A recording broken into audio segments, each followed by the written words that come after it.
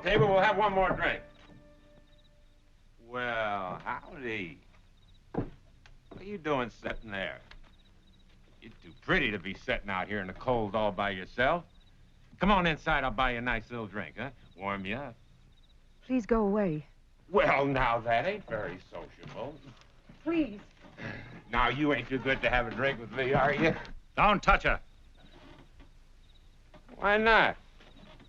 You go away and leave her sitting here all alone. Why shouldn't she have a drink with me? Get away from her. Hiram, peace. Please. Just come on. Peace.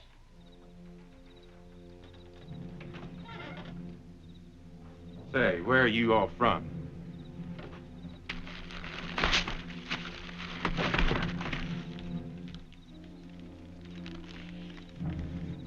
True light.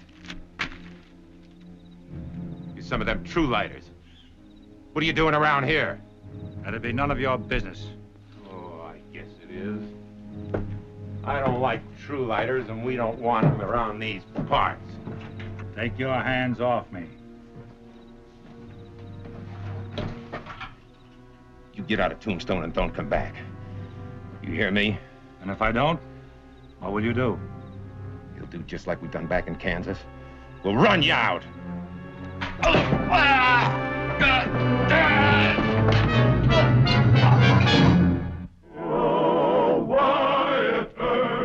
Wyatt Earp, brave, courageous, and bold.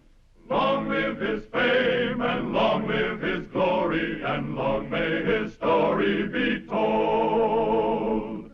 The Life and Legend of Wyatt Earp, starring Hugh O'Brien. In the frontier West, men fought over many things. Differences monetary and romantic, political, racial, and religious. Both good men and bad were caught in this violence and sometimes brought to their doom. And often their quarrels became the problem of Wyatt Earp. I never see nothing like it, Marshal. I swear, if we hadn't pulled him off, he'd have killed Odie. Like to tore out his windpipe as it is. You want to tell me what happened? My husband just got angry, Marshal, because that man spoke to me. Offered her liquor. Tried to touch her. He's got no right to do a thing like that. Maybe not. But that's no excuse for you to try and kill him either. He was drunk. Sometimes my husband doesn't realize his own strength, Marshal, when he's angry. You want to make a charge against him? No. But he'd better make none against me, or I'll charge him with molesting my wife. That ain't why he done it, Marshal. They're true lighters. Now, what's that got to do with it? Well, you heard about them, ain't you? Yes. It's a small religious sect up in Colorado someplace. Fanatics. I've seen enough of them and their troublemaking, and I told him so. Told him we didn't want no part of them around here. Oh, you spoke for the whole town, did you? For some, anyways. I ain't the only one that feels this way. Anyways, that's why he jumped me. He threatened us. How? Said he'd do the same to us like they did in Kansas. He's one of them. He'll do nothing of the kind. We're not going to bring up that old fight again. Now, anybody of any faith who wants to live peaceably in Tombstone can do it, and I'll see to it. You understand that? Now, you go on about your business and stop causing people trouble. They settle down around here, there'll be trouble, all right. You wait and see.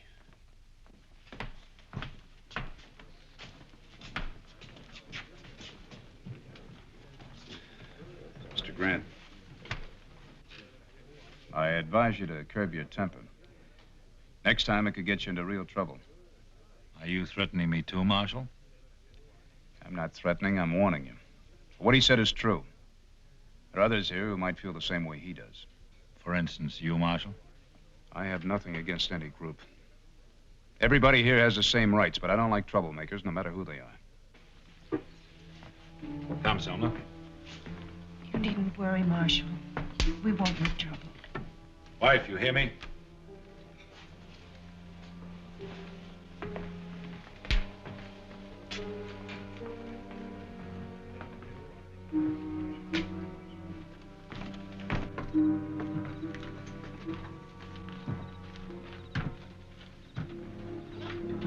Kind of late to be traveling, isn't it? You got a couple of nice hotels here. Good campsite just outside of town if you're planning on staying all night. Where we go and where we stop isn't any of your business, is it, Marshal? It might be. But you can rest easy, because we're not stopping here.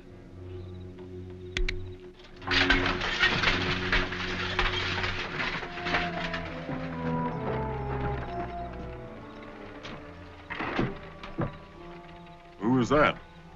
A couple of true lighters by the name of Grant. Leaving Colorado? Traveling all this way alone?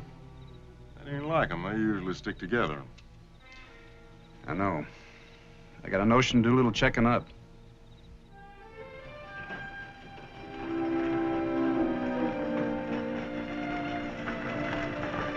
Hey, Elmer! Hey! Howdy. What's going on here? Moving into town. No more grubbing for a living for me. You mean you finally took my advice and give up on that cow pasture of yours? I didn't give up on the ranch. I sold it. Well, what fooled you foisted off on? Fool by the name of Grant. Him and the missus already moved in. You mean that true lighter? Oh, was he a true lighter? I didn't rightly notice. You mean he paid you enough you didn't want to notice? Well, what's it matter anyways? You know what it matters. You're the fool, Elmer. You let one of them in, the whole tribe comes. Taking up all the land, pretty soon there ain't no room for no one else. You know how it was back in Kansas and Colorado. Now all that land ain't enough for them. They're moving down here into this territory, taking over piece by piece, and you helping them. I didn't mean no harm, Odie. I mean, just one. One of them's one too many. Well, he won't stay. What do you mean? I mean, I'll see to it. That house of yours made out of wood, ain't it? And the barns? Now, Odie, listen. They got a right. Not while I'm here, they ain't. Anyways, it's no concern of yours. You got your money. You just leave it to me and a few others that feels like me. You just keep your mouth shut.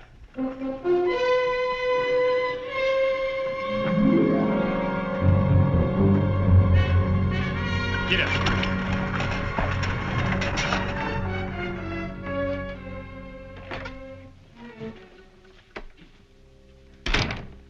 Marshal,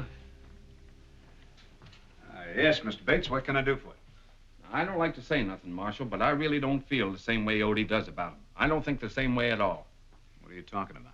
The true lighters. Now, just because they got different ideas than we do, don't mean there's any harm to them. What true lighters, Mr. Bates? The folks that bought my place up at Cow Creek Canyon, Grant's the name. What about them? Marshal, I think you better do something. Odie's, well... What about Odie? He's going out there today and burn them out.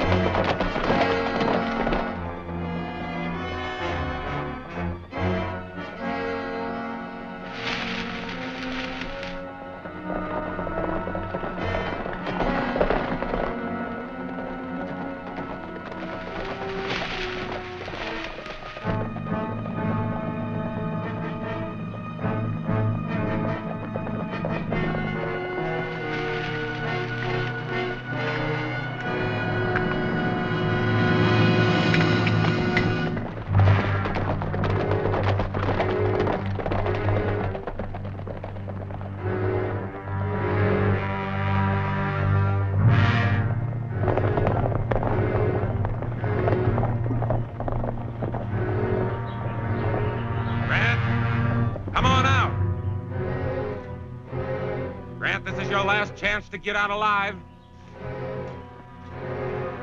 If you don't come out now, we'll burn the house down around you.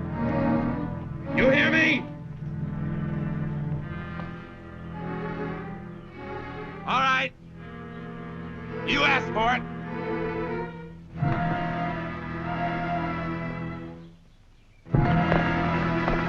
Hold it, Odie! Drop those targets! Move back! The rest of you just sit easy. You ain't gonna talk us out of this, Earp.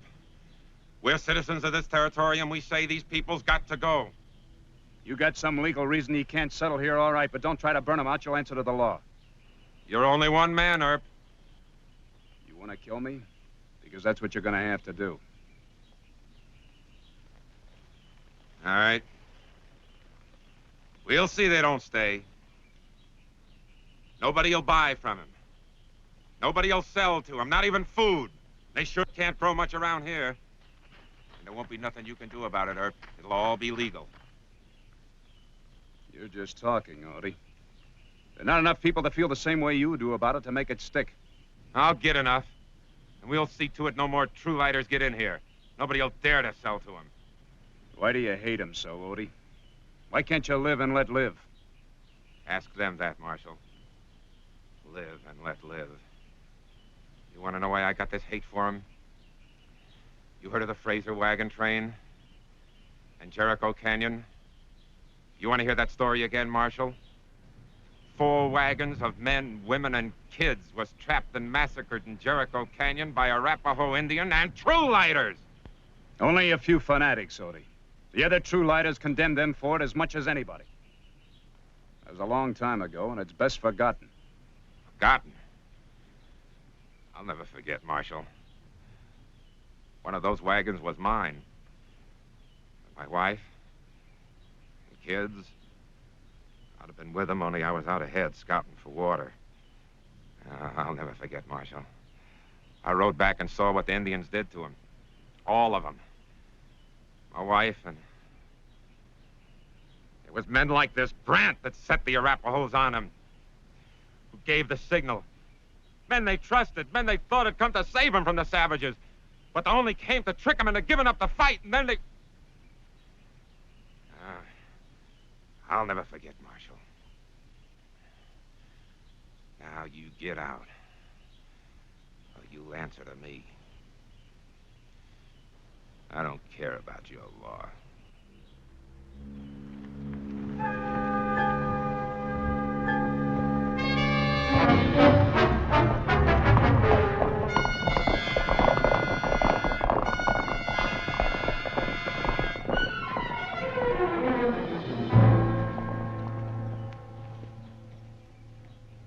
What are you going to do now? Defend myself. I got a right to. If he comes back, I'll kill him. Hiram. Was it like he said at Jericho Canyon? Was that the way it was? What are you waiting for? You got more right here than the others. I have a couple of questions. What questions? Why are you here? Apart from your own people. It's almost like you were trying to hide out in this miserable little place. This is no garden spot. You'll never grow your apricots and alfalfa here. And you'll never have your own kind of church here because no other true lighters will ever come here. What is it, Grant? You trying to run away from something? Get out. You've got no warrant, and I don't have to answer your questions. I think you do. Why? I don't think your name is Hiram Grant. I think it's Hiram Greener, and you're wanted as the leader of the Jericho Canyon Massacre. What makes you think that? I have a reason. Now, you better come along with me. You can't arrest me just on suspicion. It isn't legal. Besides, you've got no charge against me. There's a charge against Hiram Greener. But if I'm not him, it'll be false arrest. I'll take that chance. I do have a charge against you. Attempted murder. You tried to dynamite 6 men. Defending my home. That'll be up to the jury. Now, let's get your horse.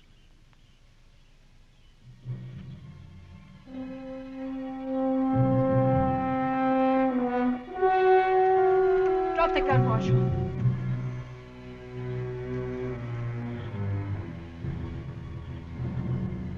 I won't let you take him.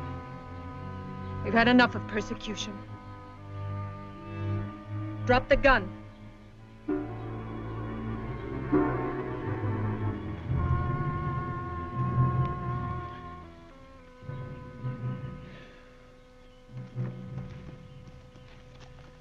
I guess this answers my question. You hired Greener, all right. What makes you so sure? I wired a description of him to Marshall up in Denver. He's sending somebody to pick up his trail and positively identify him. Will we never be able to stop running? Will they never stop hounding us? It's not persecution this time, man. This is the law. He's wanted to answer for Jericho Canyon. But that's unjust. It wasn't like that man said. Was it, Hiram? Hiram, I want to know. Is all this true? Did that man say it the way it was at Jericho? Selma, go into the house. I'll tell you, man. It was the truth, all right, only he didn't tell it as badly as it really was. You shut your mouth. For a long time, the True Lighters believed what Hiram Greener and his men told them.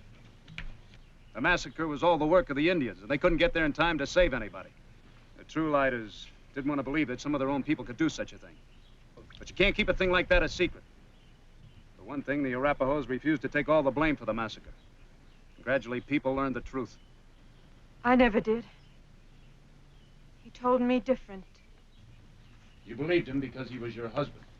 Wife, I told you to go into the house. No. I've got to know this. Why do you suppose Greener had to run and hide from his own people? Because they condemned him for it. Today, the True Lighters want him to stand trial for murder. In their own court. Get up. What are you going to do with him? Take him up in the hills and get rid of him. No, you can't do that. They'll never find him. Nobody will trace it to me. But it's murder. Murder wouldn't bother him. It didn't at Jericho Canyon. That wagon train came from Kansas. They were the same breed that scourged us and burned us, that drove us out into the desert. It was the Lord's will that they died down to the last generation. The Lord's will. On your orders.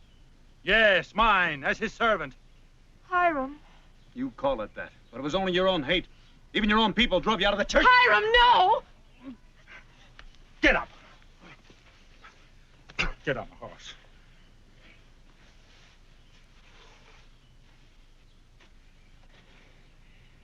So you'll silence me by killing me. But what about the others? What about the man that's coming from Denver? He won't know where to come.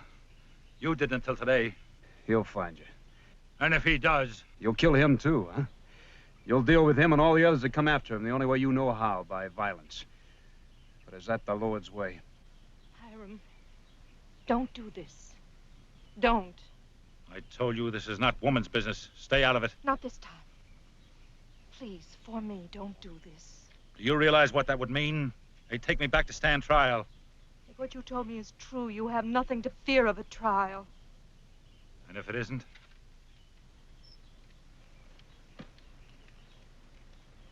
Then your soul's lost already. Wife, leave these decisions to me. It's enough for you to know that I'm doing this for you as much as for me. Is that true, Hiram? Don't you know it's true? Have I not been a faithful and dutiful husband to you? Now go into the house.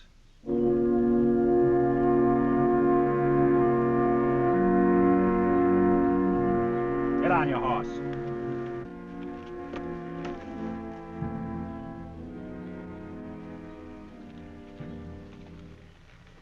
Thanks, ma'am, for trying.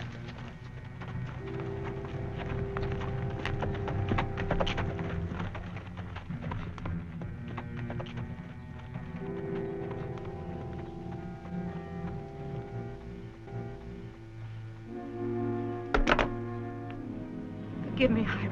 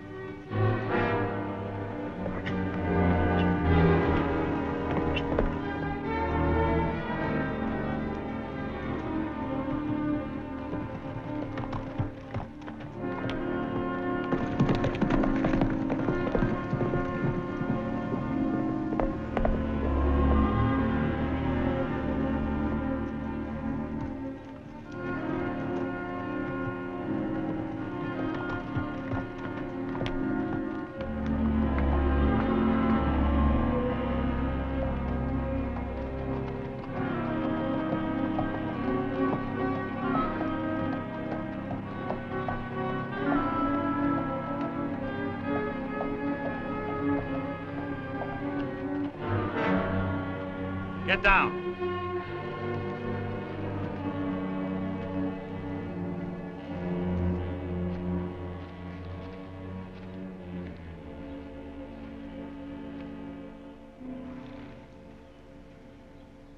This'll do.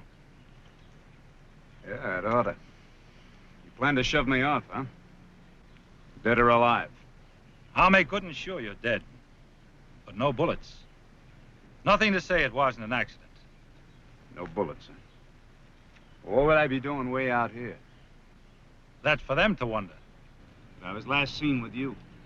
Oh, I've got a story to tell them, don't worry. About how you took off chasing after some passing hoodlum or other. They won't believe you. They'll find you. They'll discover your hiding place, and at the very least, you'll have to keep on moving. Get over to the edge. Get going. If they find my hands tied, they'll know. They won't find them tied.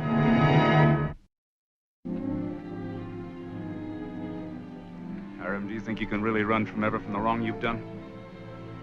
No bullets, remember?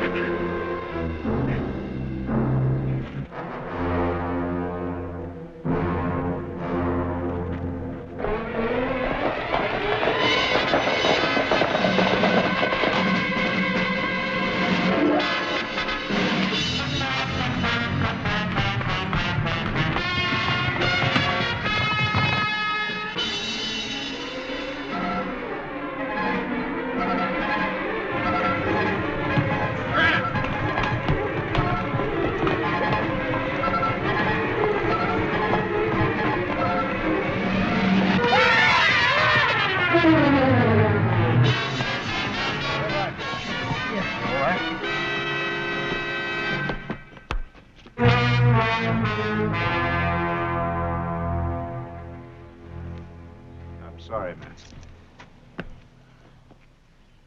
Perhaps, as he always said, Marshal, must have been God's will. So you could be saved and he'd not have another life on his conscience to take with him. I have you to thank for that. And I do. The only time in our life together, I went against his wishes. She found us not a half mile from the ranch. Just after we had met up with Odie and his bunch. We're sorry for you, Mrs. Greener, and so are the people of your church. If there's anything they can do for you, you let me know. Will they remember our people? Any of the good things he did? Well, I can't say that, because he's done a terrible damage to them. I know. He can never be forgiven it, I know. Except maybe by God. And by me. Because whatever else he was my husband. And I loved him.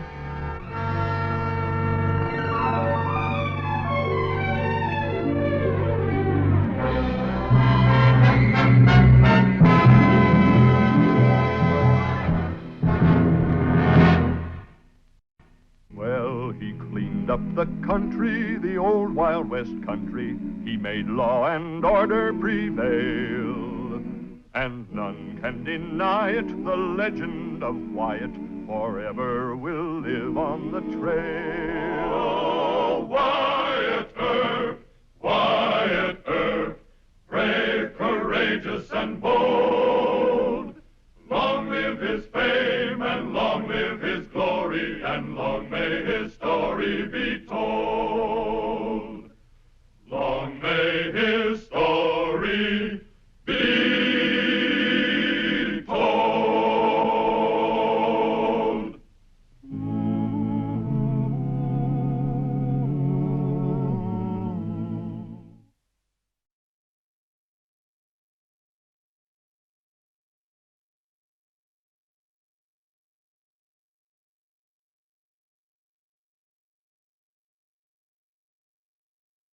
Wyatt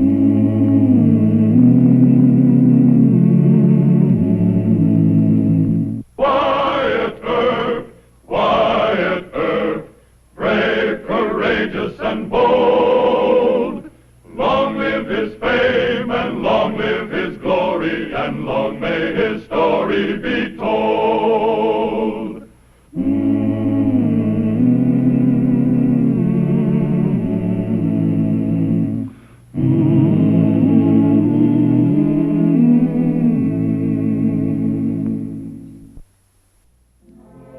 Bat Masterson, after a term as sheriff of Ford County, started drifting in search of romance and excitement. From Texas cow towns to mining towns in the Black Hills, Bat tried to live it up. Then he fell in love with a girl named Cora Watrous and returned to Dodge City full of big ideas, in which he expected his old friend, Wyatt Earp, to share.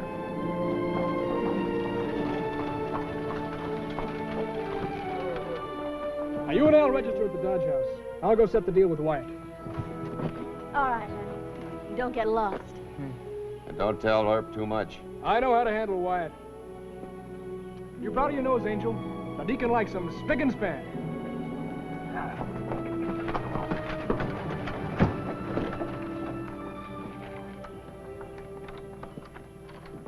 How are you, Wyatt? Oh, no. Remember me? Yeah, I think I do. Bat Masterson. Come on, right? come What'd on. you do, strike it rich? Well, not yet, but soon. Oh, well, we better get off the street. The whole town will be talking. Come on. Okay. So I told Al and Cora I wanted my old pal, the Deacon, in on this. Just wait till you get a good look at Cora. Wyatt, I tell you, she's the girl for me. This time it's for keeps. What's the matter? Don't you like the plan?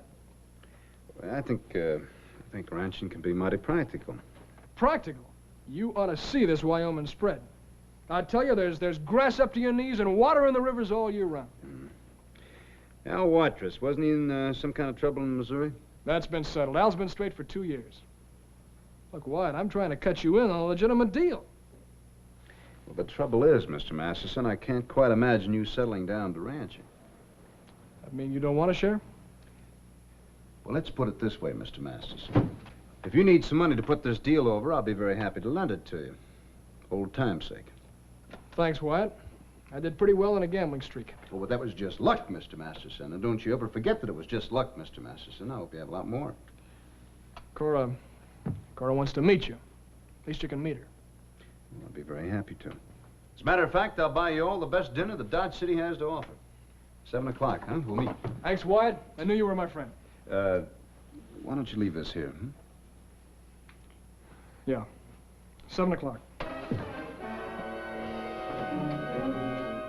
I don't like this tie-up between Masterson and Earp. Oh, we need to keep Earp friendly. We buy that herd and start west. How about you and Bat? Babyface is a nice fella, as they come. Why can't you be practical? We need his money to swing this deal. Are you figuring on marrying him, Cora? Now, don't talk silly. We agreed I should sell him on the idea of both of us going straight. Now behave yourself.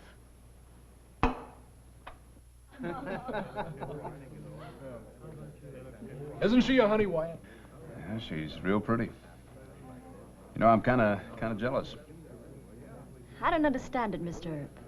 Why hasn't some bright girl picked you off? Well... A lot of them have tried, Cora. Wyatt's still faithful to his wife. She died back in Illinois. Oh, I didn't know. I am sorry. It's quite all right. Things like that happen sometimes. I hate to break this up in a rush, but we've got a cattle deal to close. I'm sure the marshal will excuse us. Sure.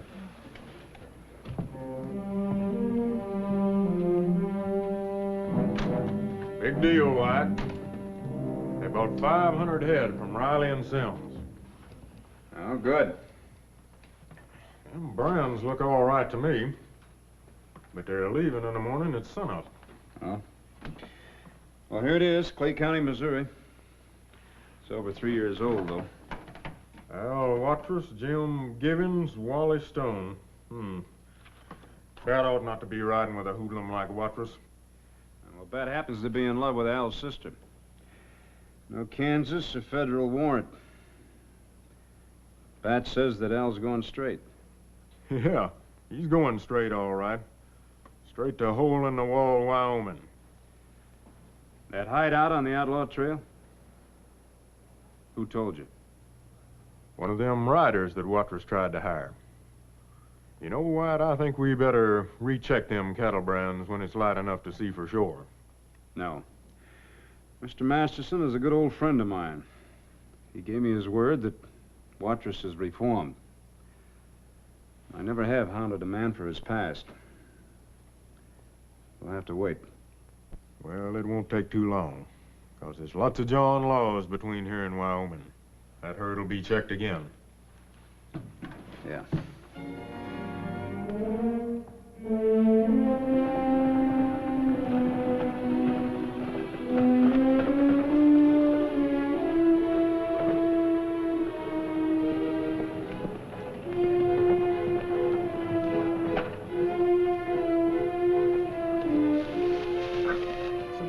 After us, boss. What for? They're checking brands. They held that Colorado outfit at the Smoky River 2 days. John Laws, how many? 4 when they left the Smoky, Miss Cora. Where's Bad? He's riding point for the herd. Maybe 3 miles west. Then we'd better take the Tin Stars back here. Go get Ransom, Burke, and Casey. They're riding tail end. And be quiet about it. We don't want Masterson to interfere. Yes, ma'am. And hurry!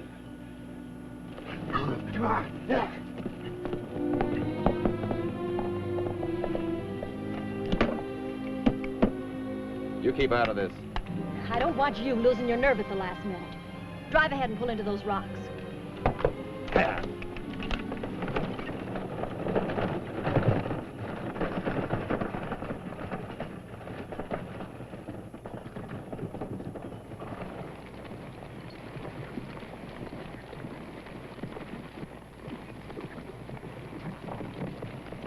Not yet.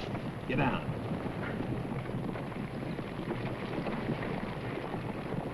Wait until they get in point-blank range. Right. Now.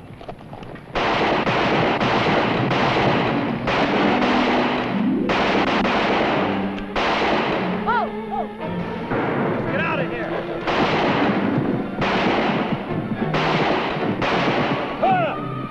Get the horses! They're getting away. Shut up! You got 2 of them. Now, the others will bring a posse. Not this close to the Wyoming line. You men get back to the herd.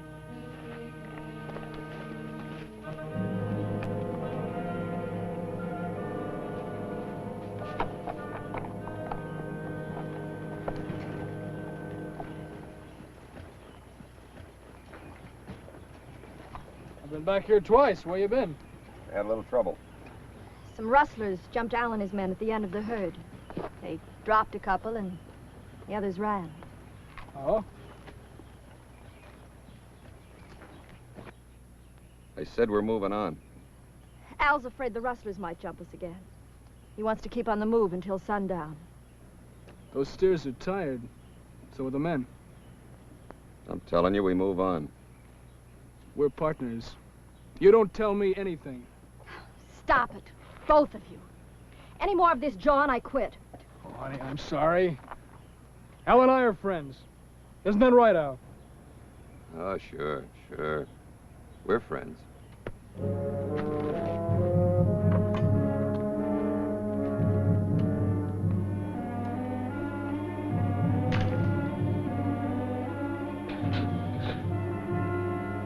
Why? There's a telegram come for you about 5 minutes ago.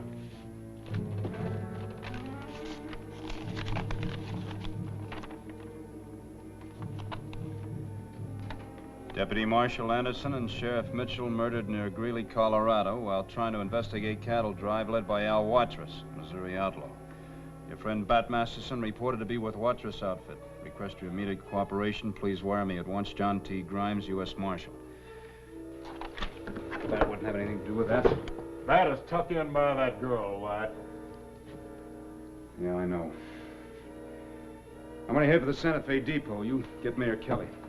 It's a mighty long trail. And I'm taking it. Go as far as I can by train, then stagecoach.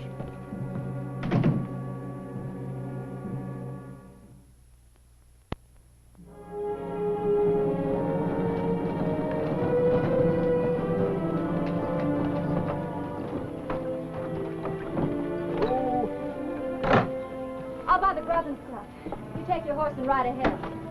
Al and the boys may need help with the cattle. Oh, now, I need a drink, honey. Sally's Camp. It's the only store and saloon around? Not a town in 30 miles. You getting cold feet? I wouldn't be lonesome with you, honey. That's my boy. You and Al have been getting along great. Thanks. I'll tie up the horse.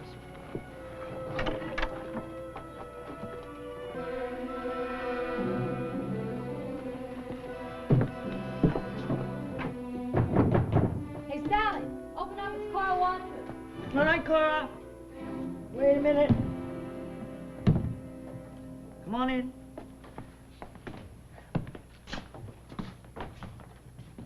Mr. Masterson, say hello to Sally Rode. Howdy, ma'am.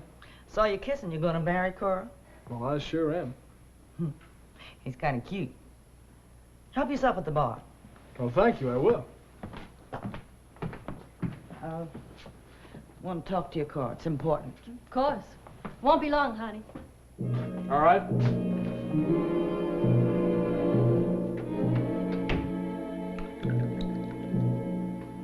And it was a posse out of Colorado. Now, you folks stay in Hole in the Wall. I can't afford to have you around here. Al thought they were rustlers. Rustlers. I don't care about that. His name's on the Dodger. Al Watrous. All right. We'll buy supplies for a month. And you fix it with them other outfits over in the hole. There's some mighty mean boys camping there. Al's doing that right now. We'll keep you clean, Sally. As clean as you can get without a bath. And don't you get sassy with me. Simmer down, will you? You can take a joke for cash. Now listen here, you...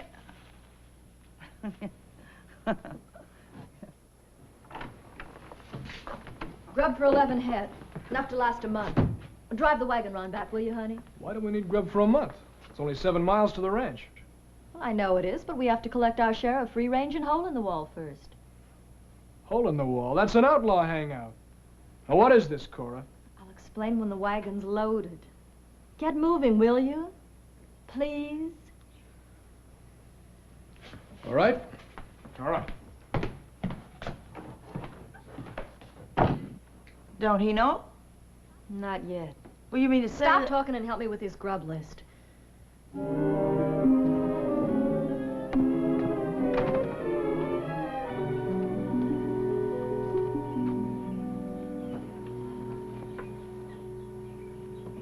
All right, now what's this deal about hole in the wall? Just what I said. We collect some free range. From the rustlers in the hole? They won't bother us. Al should have told me. Well, he wanted to, but I didn't want any more arguments. I'm right in the middle. Want a deal, babyface? I'll get Al to cut the grazing to 2 weeks. We'll move out to the ranch, and I'll marry you. I don't know. Never mind. There's your horse. We'll buy you out as soon as we sell the steers. No. You're marrying me. Ah, that sounds better.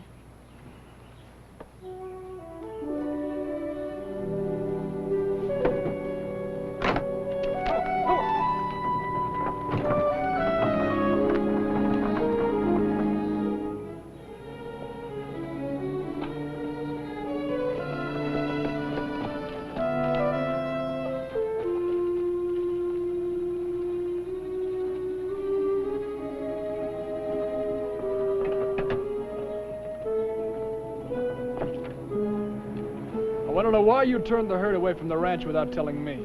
I was scared that you were still a Jenny Law at heart. What's that got to do with it? Our spread is 2 miles east of Hole in the Wall, Pat. That means we have to get along with the outlaws who hide in there. If we don't, they raid our cattle. Sure, I see that. Look, Cora doesn't want us to have any more arguments. She don't like it. She'll run out on us. You want that to happen? No. All right, forget it.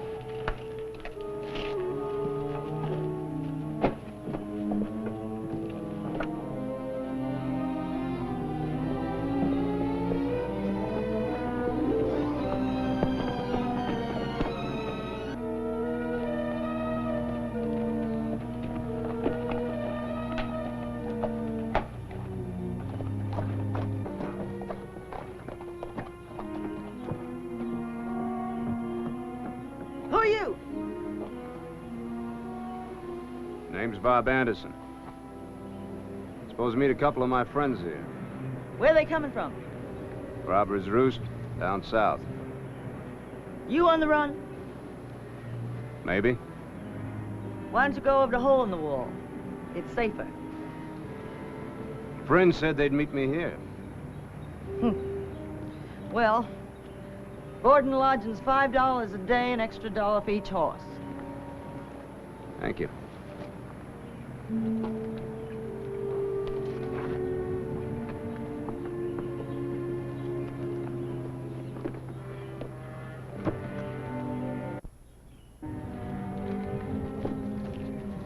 Here. Put that on my account. Tonka! Take care of the horses. Don't give them too much water. Make yourself at home. Thank you, ma'am. Hey, Tonka. You have to take care of the horses. Make a sneak for it to the hole. Tell Cora Waters I got a stranger here. Looks mighty like Johnny Law to me.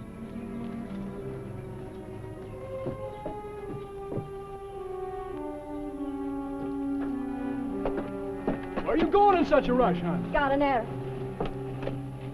Left them. You joking? No, he isn't. Sally's engine just brought word she has a stranger in camp. Well, why are you afraid of a stranger at Sally's? Maybe he's one of your Tin Star friends. We ain't taking any chances. Cora, this is hoodlum stuff. Is it? You know it is. Has Al pulled something I don't know about? Keep him tied up until I get back. Better we finish him off right now. No, it's not necessary yet. Hide him inside. And if I'm not back in 2 hours, you come after me. I will.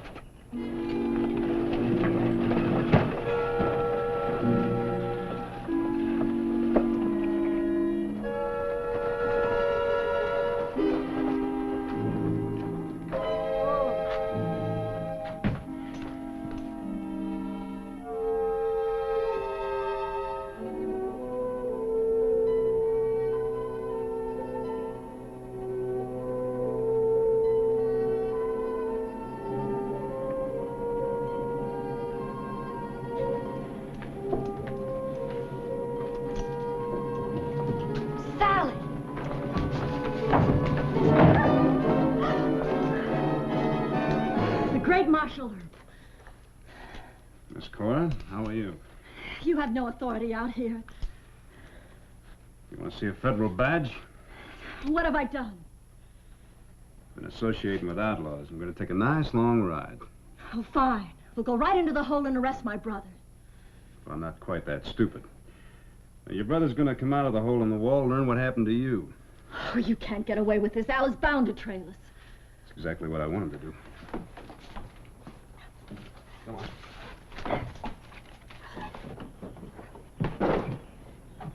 Leave this for Al. Trade you for Mr. Masters. How is Mr. Masters? He's dead. Well, I doubt that.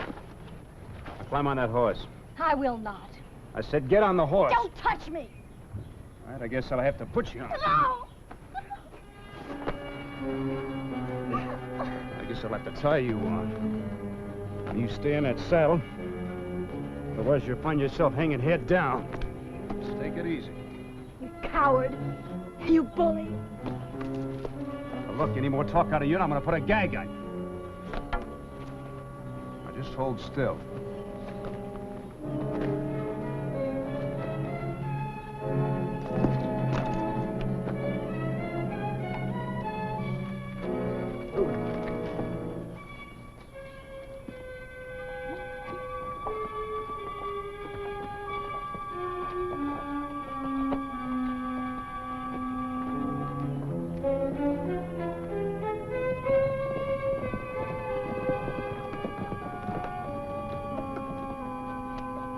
Rig.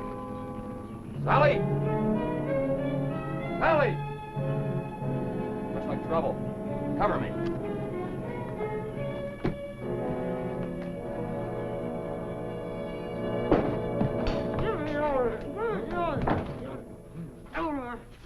What happened? Oh, a marshal named Herb. He took your sister. Took her where? How should I know? He had us tied up.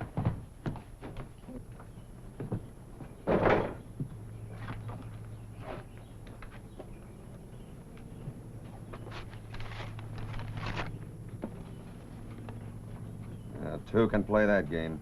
What is it, Al? The marshal arrested Cora. They're headed for Stone Canyon. I left Masterson at the cabin. You and Casey ride back and untie him. Bring him here quick. Right. Herb thinks I won't fight for fear of hurting Cora. Just wait till he sees Masterson pushed in front of us. Now hurry! Hey!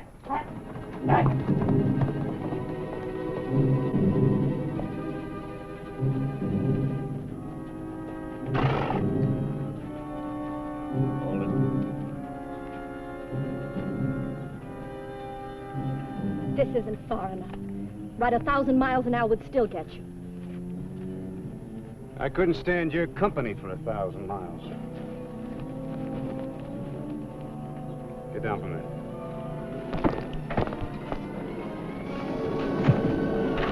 No, I'm not Mr. Masterson or any other easy mark. Now you get up that hill and behave yourself. Go on, move.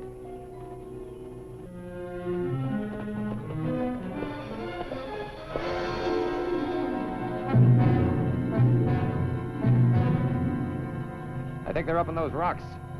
I hope so. He could kill all three of you from there. We'll keep him up front, right in line behind him. I thought you had nerve, Al. What's Herb got? Hiding behind my sister. We'll skirt around these rocks. Stay close behind him. Let's go.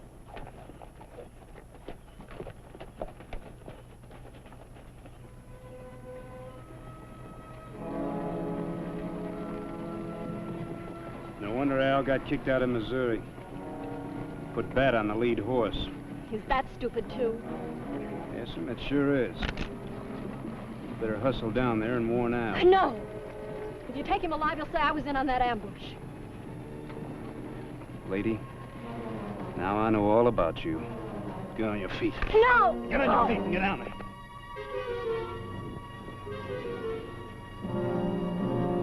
Turn her loose or Bat gets it. I don't want her.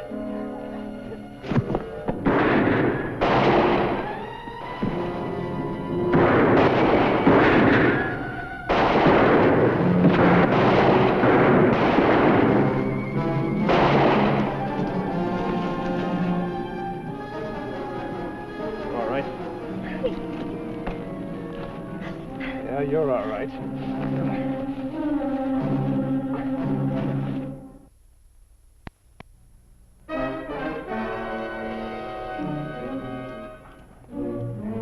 You ride Miss Cora's horse, I'll ride my own. Well, what about me?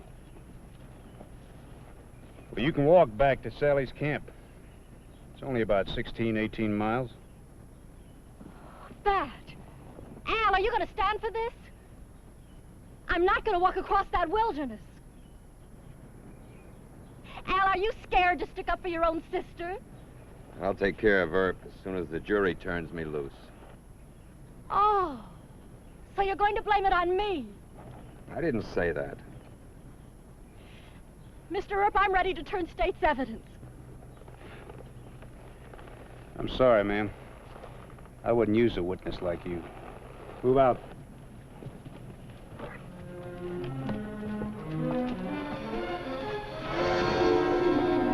You can't leave me here! You can't do this!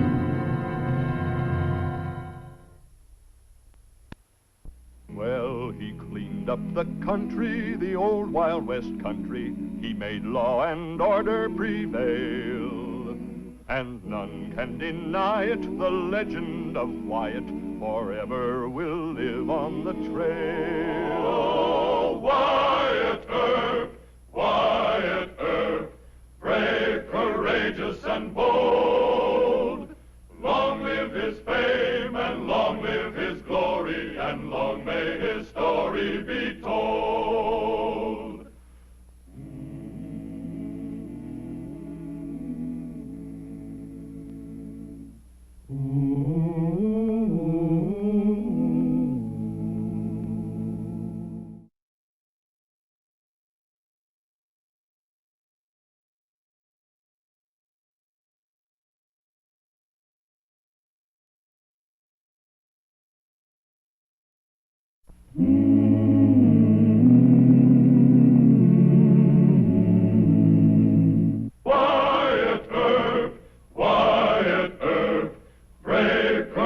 courageous and bold. Long live his fame, and long live his glory, and long may his story be told.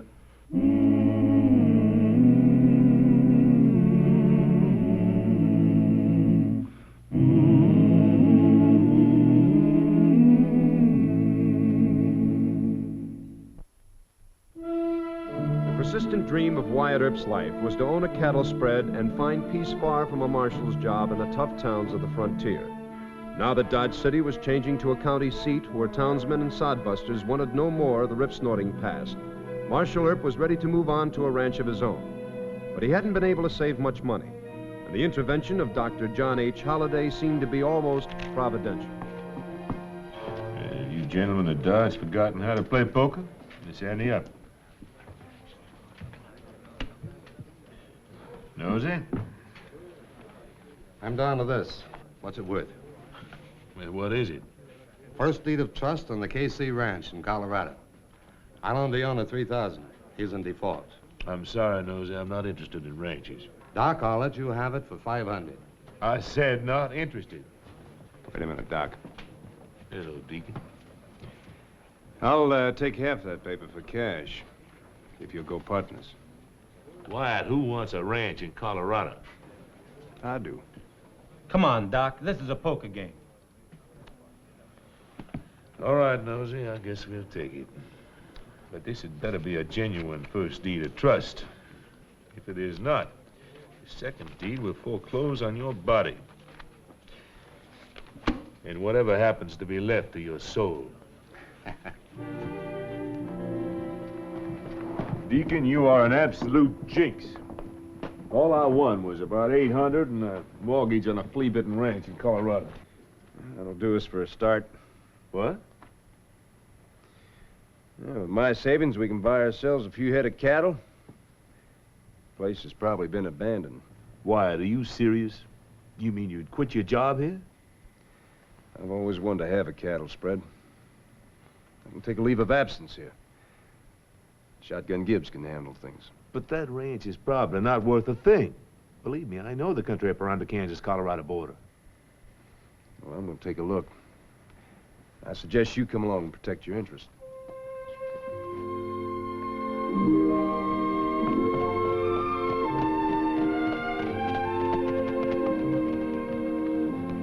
The KC Range. You satisfied now? Well, I've seen better cattle country. Let's get started bad. Not me. You suit yourself. I swear I don't know why I let you talk me into this. Yes, you do. You wondered whether Nosy cheated us. You didn't believe there was any KC Ranch. Deacon, will you kindly stop referring to it as a ranch? The deed said 1,000 acres. So what? The John Law's dream of peace?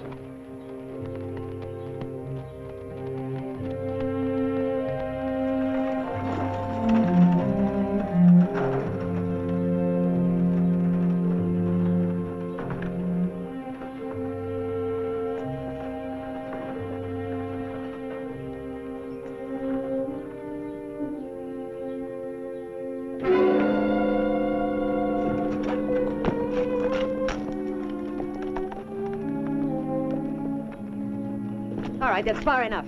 Now, who are you? What do you want? We thought this ranch was abandoned, ma'am. Well, it ain't. I'm Mrs. Dawson, the owner. Now, what's your business? Mr. Smith and I hold the first deed on this property, Mrs. Dawson. I'm Mr. Jones. Deed? Let's see. Gladly, ma'am. We, bought it from Nosy Parling. That thief? You know the law in Colorado, Mr. Smith? Just generally, ma'am. Well, I got a year to redeem this ranch, and that year won't be up until November. I see. We're wasting time here, Mr. Smith. It'll take till sundown to reach Stonington. Yep. Better be on your way. Where's your husband? Well, if it's any of your business, he was murdered a couple of months ago. Bushwhacked by cattle thieves. Buried out there in what's left of the garden. Hold this.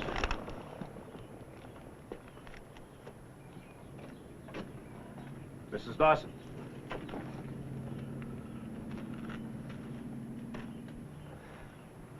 I'm sorry about your husband, ma'am. Did they catch the bushwhackers? No. Everybody's too scared of Brocious and Ringgold. Curly Brocious and Johnny Ringgold? Yep, that's right. What are they doing around here? They own the spread next door. Use it as a station on the Outlaw Trail. You know him? Yes, ma'am. I know of them. You alone here? I got guns, Mr. Smith. I know how to use them. Anyway, my relations are due any day now from Nebraska. So you better take your friend's advice and hit the trail. Are you sure there was Brocious and Ringgold that killed your husband? Can't prove it. No use sure worrying about that deed of trust. You'll get your money. I'm worried about you. Why? This is no country for a lady like you to be alone in. Excuse me, I'll have a little talk with Mr. Jones. I have to stay here now. If those men turn out to be Brocious and Ringgold, then I'd have... A ranch and a good-looking widow woman. You trying to hornswoggle poor old Mr. Jones? Why do you always have to accuse everybody of having the worst motives? Well, Deacon, there's nothing wrong with wanting a ranch and a wife. We better camp here for the night. Let's start a fire and break out the bedrolls.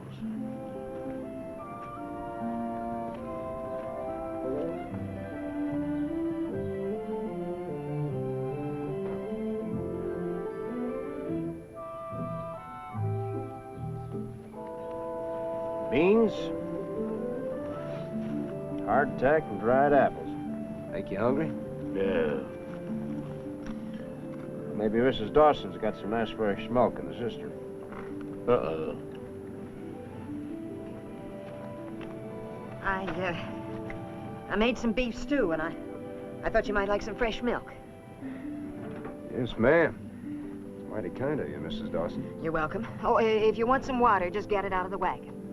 I'll, walk you over the house.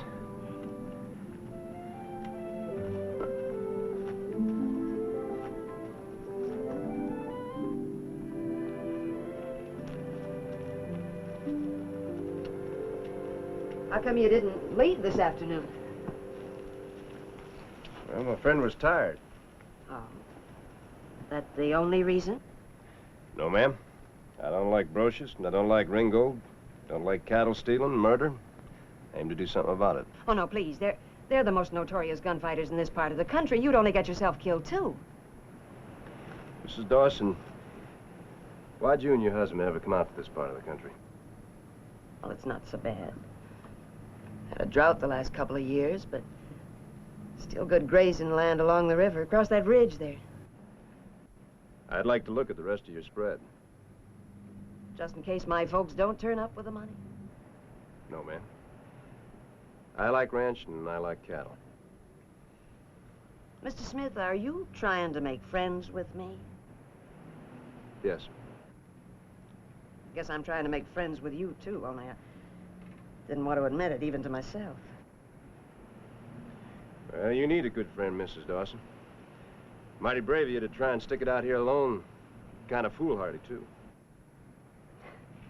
Well, I'll see you in the morning. Oh, breakfast at first light, huh? Good night, Mrs. Dawson.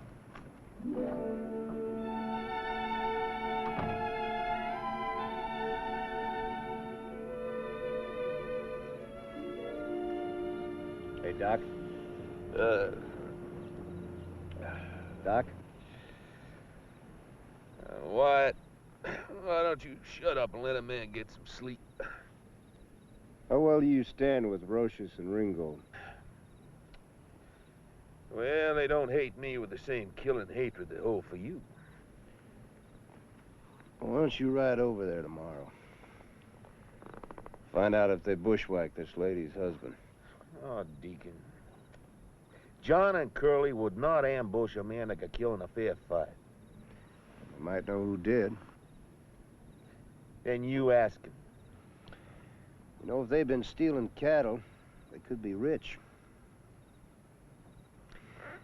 I'd like to bet you in poker they still draw to an inside straight. Yeah. Now you're making sense. I got another idea, too. Of course, it's larceny. Larceny? At last you've established a rapport, as the French would say. Tell me, Deacon, just what is this filthy, illegal scheme? Well, tomorrow you ride over to the Ringgold Brocious camps, and you take along this deed to the ranch. I'll give you a good reason for being in Colorado.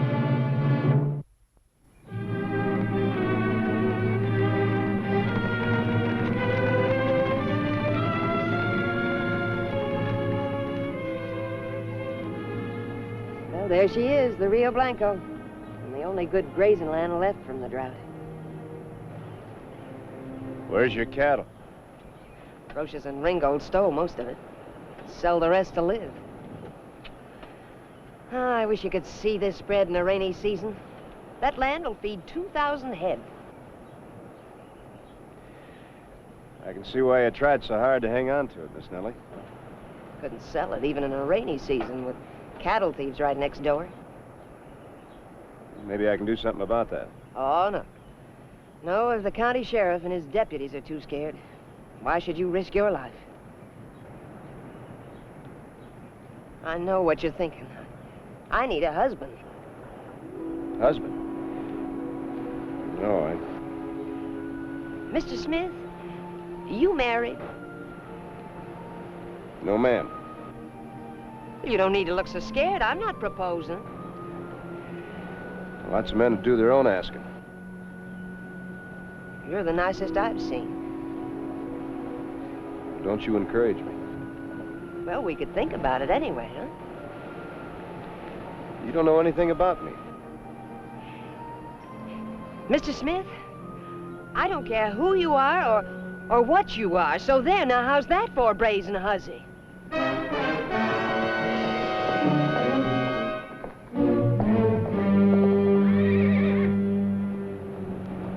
Stop or I'll shoot. I wouldn't advise it. Raise that rifle anymore, I'll put a hole through your head. Johnny! Curly! I'm Dr. John H. Holliday. You take care of my horse. Ease off. It's Doc Holliday. What are you doing out here, Doc? Well, I ain't stealing cattle. Imagine finding you two in this goat pasture. Let's step in out of the sun. Tell your boys to take a walk. How'd you know we was here? Oh, some blabbermouth over in Stonington. I forget his name. I have a surprise for you, Curly. I'm now your next door neighbor. You better have Ringgold read it to you. What's it say, Johnny? It's a trust deed on that Dawson spread. I won it from Nosy Parlin in a card game. You boys look kind of poor here. That's surprising. Cattle rustling used to be very profitable. Now, don't tell me that the drought busted you. We've got competition, Doc. Huh? Who? Buff Conrad and his Colorado Stonies. They bushwhacked old man Dawson and blamed it on us. You boys amuse me. Curly Brocious and Johnny Ringgold standing for a thing like that? We can't corner them. They raid our herds from out of Mexico before we can get them down there. And they got some marshals in Colorado on their side. Marshals? Now, that is interesting. Let's get down to business. What do you mean? Well, like I told you, I now own Nellie Dawson's spread. You boys move some cattle over there. Leak the word to this Buff Conrad that Nellie restocked the place. And when Conrad and his crew try to steal a poor widow's cattle, you be laying for them. What's in it for you? There's a word called retribution. Never mind that. How much for you? $300. Just my travel expenses. Well, now we're getting somewhere. Good. I suggest we discuss the finer details during a leisurely game of cards.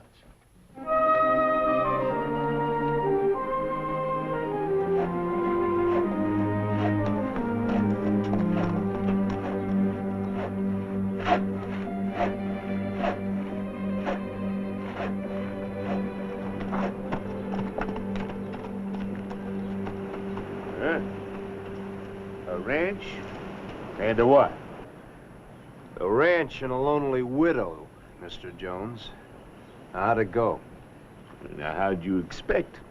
An intelligent scoundrel against two very stupid hoodlums? We're gonna need Nellie, though. Why? We better have a little talk. Well, Mrs. Dawson, that was a most delightful supper. Thank you, Mr. Jones. Now, if you two will excuse me, I'd like to go out on the porch and commune with the stars. What is this, a conspiracy between you two? Ah, now, it can't be quite that serious. Miss Nellie, my real name is Wyatt Earp. I'm the Marshal of Dodge City.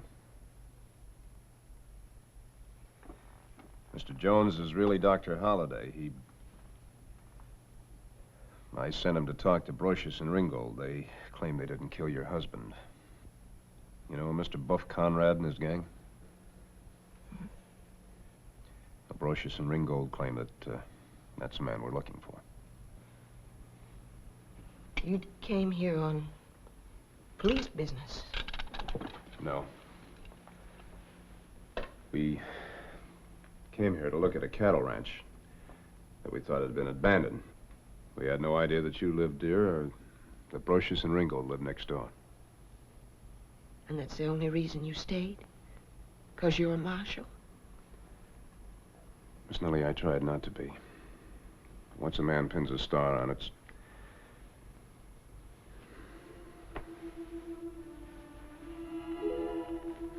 there's nothing I want more than a cattle ranch. You're one of the finest women I've ever known. But the law comes first. Is that the way it's gotta be? My job's caught up with me. I didn't plan it that way. But I do need your help. Of course, Wyatt. I want Conrad punished if it's possible. What can I do to help?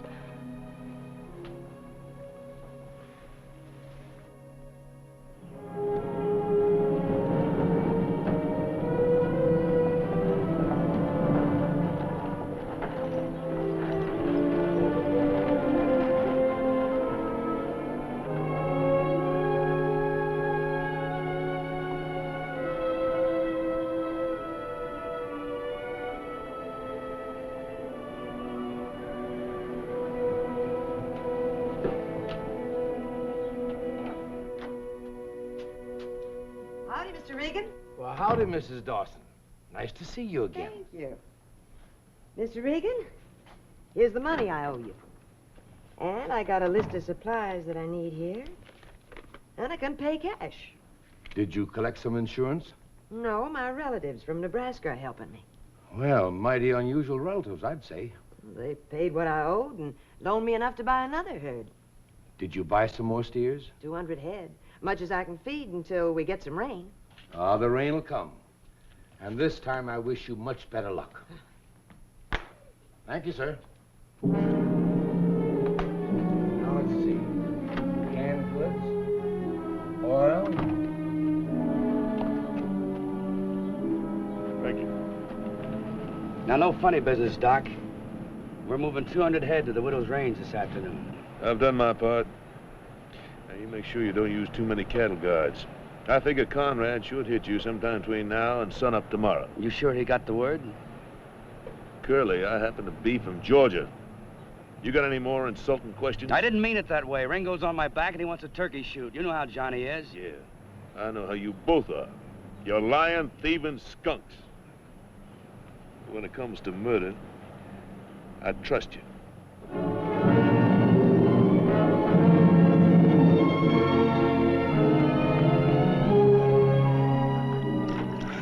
It'll have to be done this way, because I haven't got a posse, but I sure don't like it. Stop your blathering. Curly and Ringgold stole Nellie's cattle, and they're your worst enemies. And Buck Conrad is a no-good bushwhacking killer. Yeah, I know, and this makes us no better than he is. I don't like bushwhacking.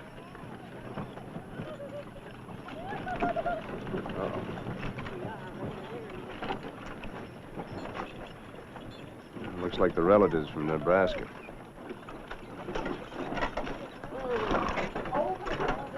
Martha! Uncle Dave! Oh, it's so good to see you, Johnny. How are you? Oh, Uncle Dave, you look wonderful. How was the trip? Oh, it's so Well, it's time for you and I to leave. Coward. That's right. I'm camping on the riverbank tonight. You want the whole state of Nebraska around when the shooting starts?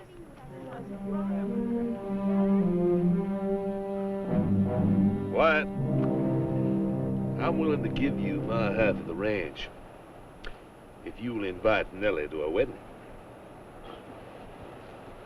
Well, when I told her who I was and that I needed her help, she didn't like it. I'm just a tin star doing my job. That's too bad. Seeing you marry would have appealed to my sadistic sense of humor.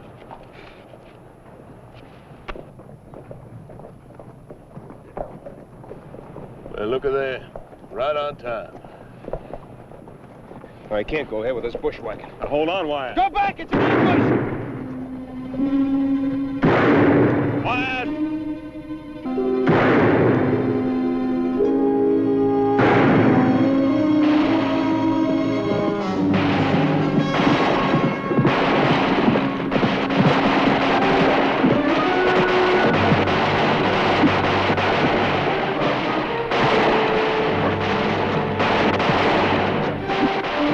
Get out of here!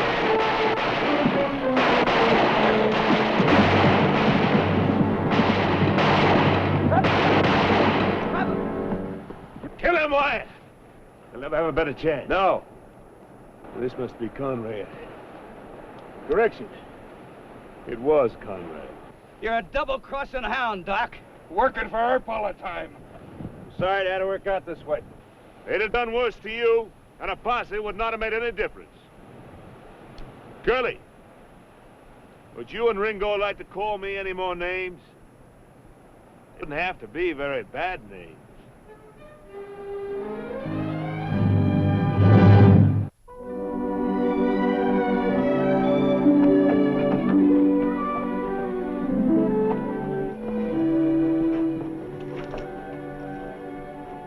We heard the shooting, Wyatt. Are you all right?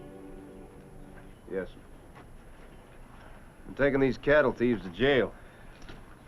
The man that killed your husband is lying across that horse back there. Now, there are a few wounded men along the riverbank. Maybe some of your men folk could go pick him up. I'll send a doctor over from the railroad. Wyatt, I wish that... Miss Nellie, don't you ever marry a John Law. You lost one husband, I'd hate to see you lose another. Doc, give me that paper. Haven't we been heroes enough? I said, give me the paper.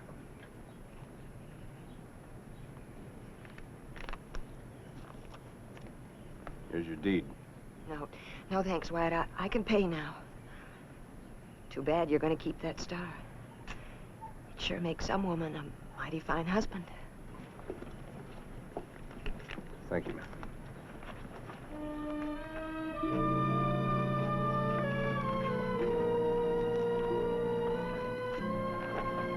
What?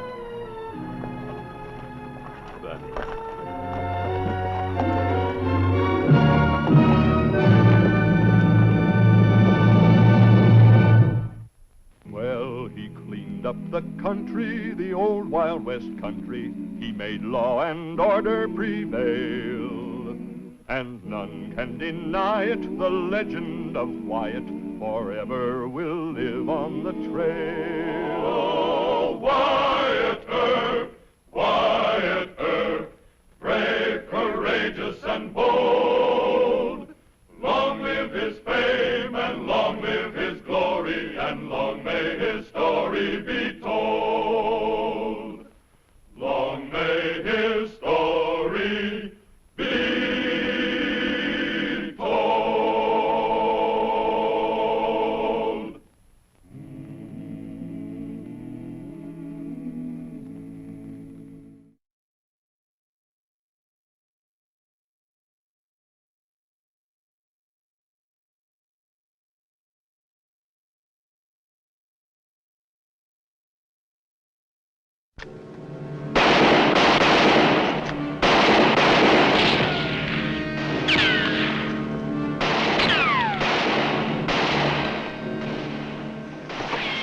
ourselves until they come at us.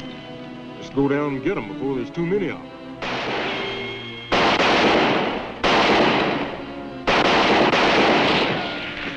Old man Clanton's a bigger fool than I thought he was. Apaches and soldiers to deal with, and all he can think about is getting at us.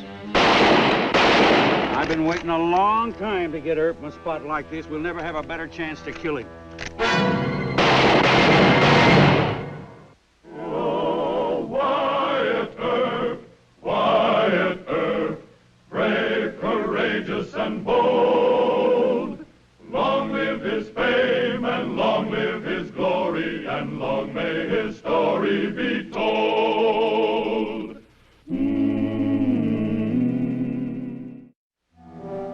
Wyatt's feud with Old Man Clanton and his cowboys had been a standoff at best. The Clantons controlled Cochise County, including its sheriff, John Behan. But Old Man Clanton, like most of his ilk, was corrupted by power. And in what is known as the Dice Box Canyon mystery, Old Man Clanton let his foot slip. Marshal Earp, see Colonel Ingram. Yes, sir. Colonel's expecting you.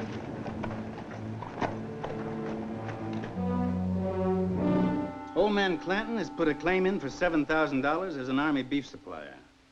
Claims his last shipment to us was rustled by Apaches.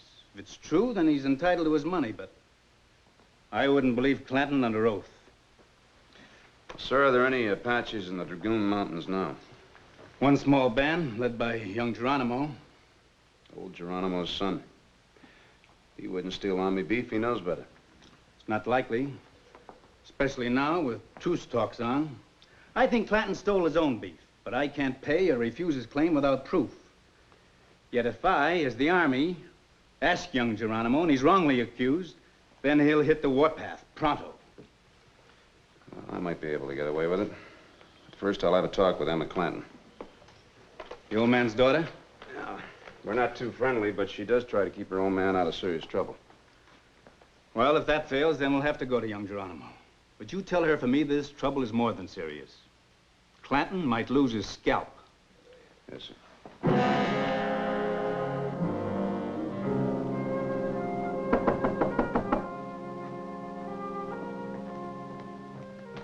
Who is it? Marshal Earp. Did you bring Nellie Cashman along for chaperone? Thank you for coming into town, Miss Emma. All right. What's my father done now? You accused some Apaches of rustling? Is that all? Well, these particular Apaches happen to follow young Geronimo. Here, take a look at this. Where'd you get that? From a dead rancher who had also accused Geronimo of stealing. Well, my father didn't accuse Geronimo of anything. Well, you better find out just what your father did do. You want your ranch raided by Apaches? No, of course not. Well, there isn't much time. You show this knife to your father. You remind him that Geronimo kills the men, makes the women slaves.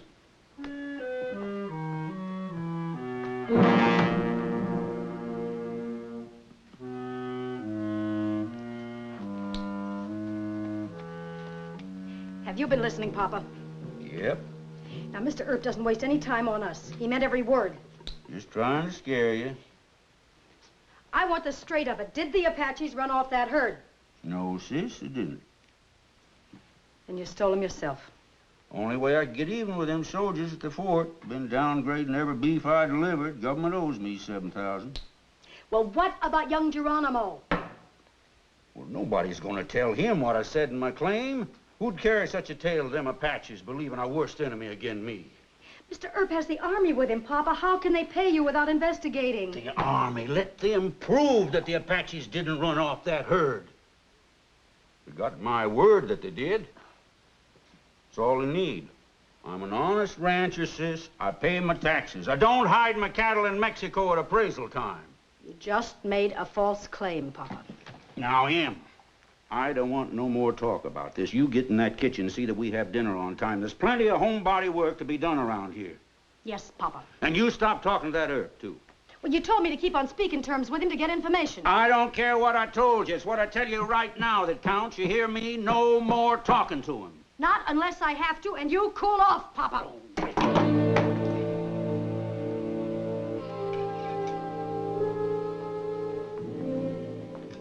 Any Indians in town? Indians? Yeah, a few. Why? Have to make a visit to young Geronimo.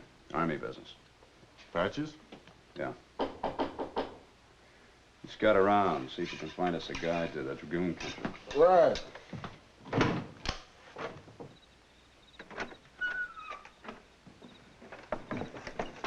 I talked to Papa. He said the Apaches did steal his cattle, so he's entitled to that 7,000. Well, I'm sorry, Miss Emma, but I don't believe you, Father, and you can tell him I said so. What the Apaches do now is on his head, and you can tell him I said that, too. I'm not telling him anything. I'm not even supposed to be speaking to you. Well, you're speaking. For the last time, Papa's right about you. You're just a pig-headed lawman.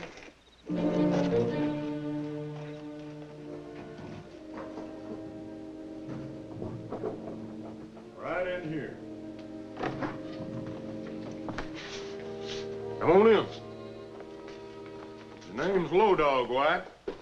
Says he can lead us to young Geronimo. You Apache? Uncle to young Geronimo. Half-brother Geronimo. Show him that there coup stick, Low Dog.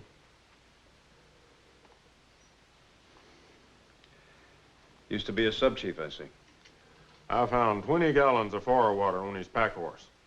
Young Geronimo wouldn't trust just anybody to buy that much. All right, Low Dog. I must speak to young Geronimo. Will you take us to your nephew? $20. Look, I could throw you in jail. $20. I'm afraid he's got us, White. Most of the fellers I talked to wouldn't go near an Apache camp for $1,000. $20. Very well, Low Dog. $20. Good. Me go.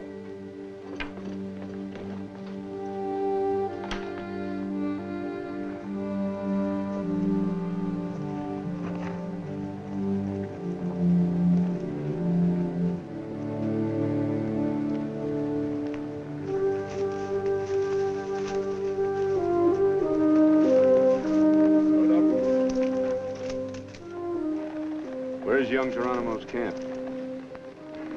In valley over a big climb. No see campfire yet. Won't see no Apaches neither, White. They'll see us. Young Geronimo, smart chief.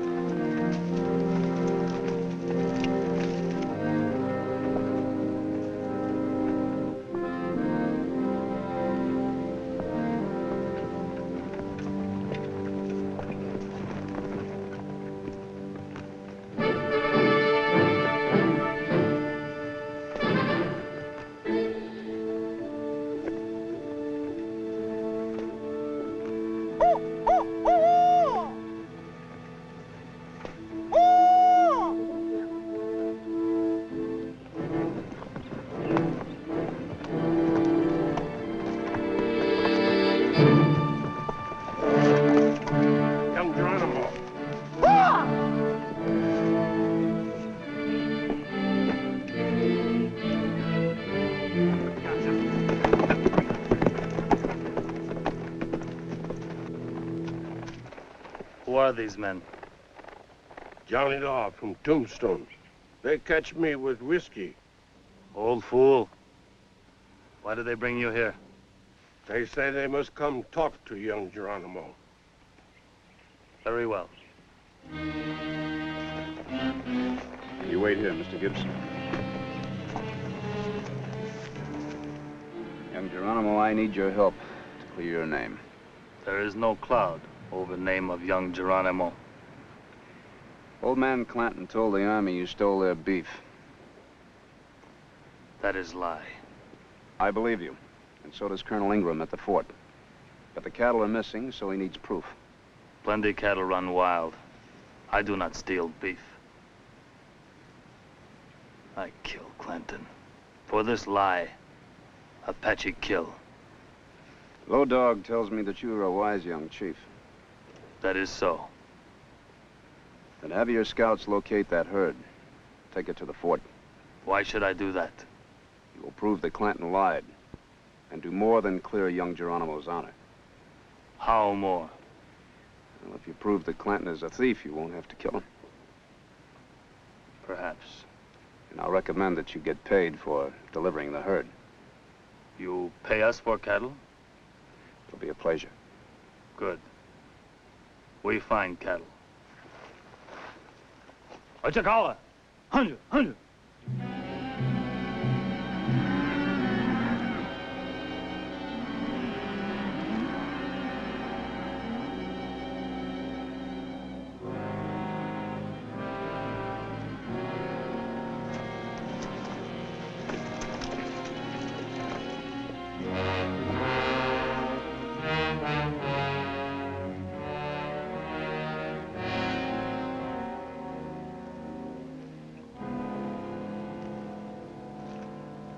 All right, lift him. Tie and gag him.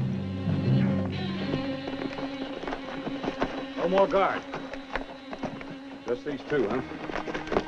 All right, have your scouts start the herd towards the fort.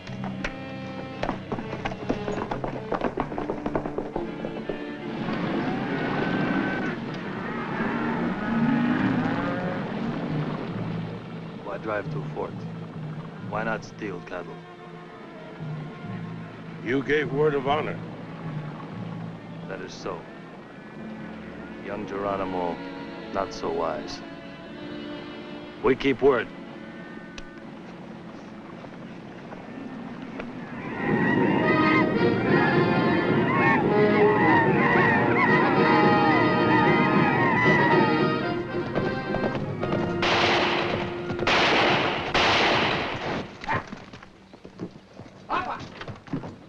Indians rustled the dice box herd. Indians? Got the whole herd. Shot Ollie in the shoulder and cracked Denver's skull. Left them both tied up. Well, you sure it was Indians, Ike? Apache pony tracks all over. Well, round up the boys, fast.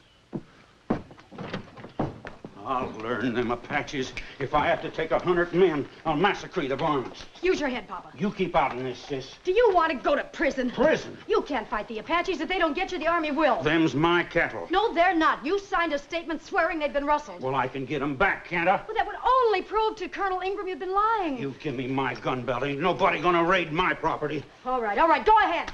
Tangle with young Geronimo. Get his father on the warpath, too. I've done all I can do to keep you out of trouble. Well, what makes you think it's young Geronimo? Well, you told the Army that he stole your cattle, didn't you? Well, who told him I did? Well, I don't know. Could have been Wyatt Earp or anybody. Earp? Why, that's no good. Sidewinding Johnny Law. Trying to get us massacred. He warned you. That settles it. Lawman or not, I'm gonna... Wyatt Earp is coming in the front yard with the whole army. The army?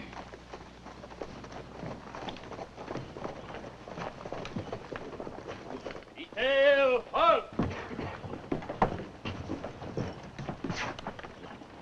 Just hold it, boys.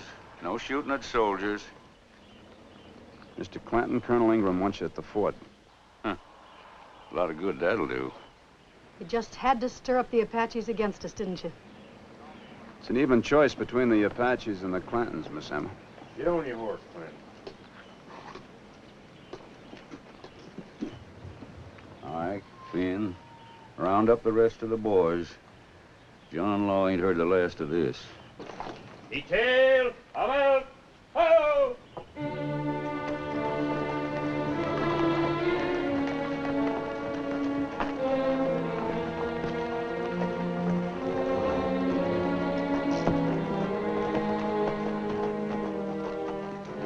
We'll get Earp and Gibbs on their way back to Tombstone after they turn Papa loose. They won't have the Army with them then. Yeah, and I know the perfect spot.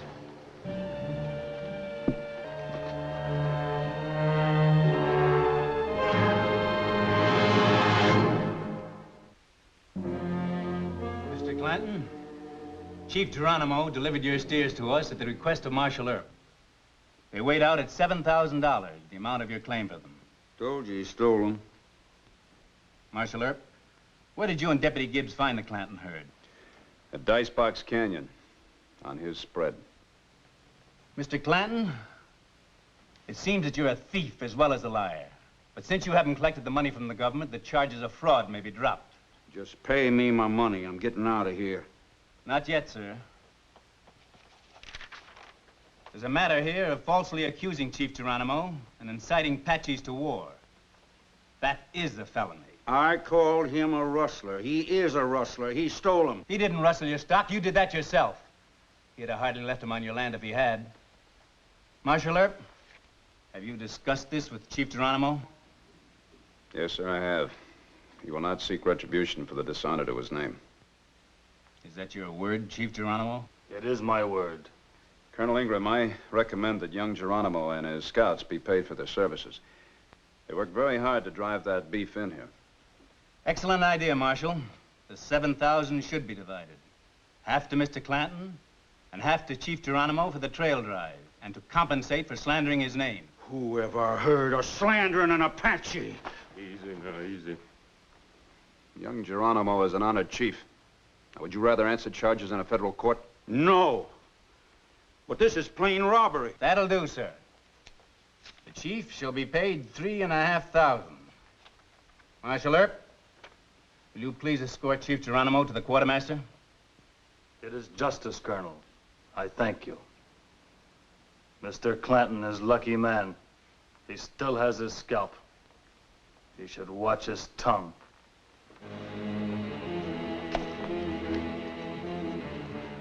Mr. Clanton, if anything happens to Marshal Earp, I'll lead a column to your ranch myself. Here's your money. Think it over.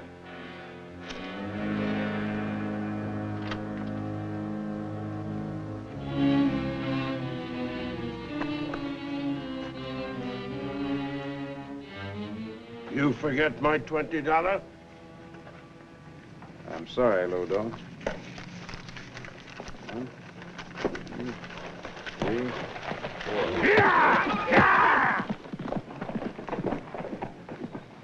My nephew. We ride with Mr. Earp and Mr. Gibbs towards Tombstone. Yes. There is angry man and bad trail. Yeah, we sure would appreciate a few more guns. No. I don't want you and your braves fighting Clanton. Thank you just the same. He is right. But if you are killed, I will avenge you, my friend. Thanks.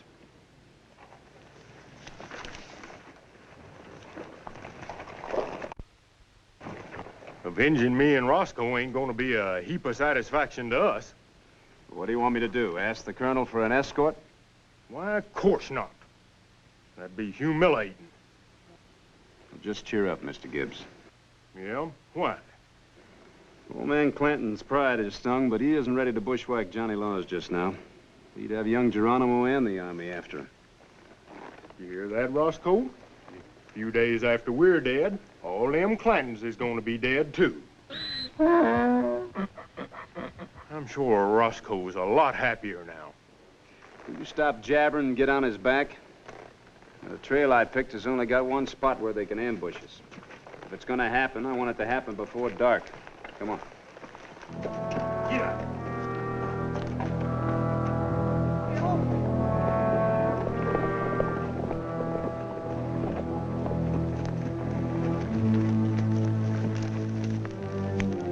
All right, this looks like the spot.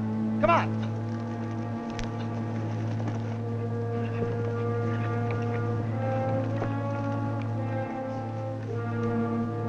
Come on, put the horses away.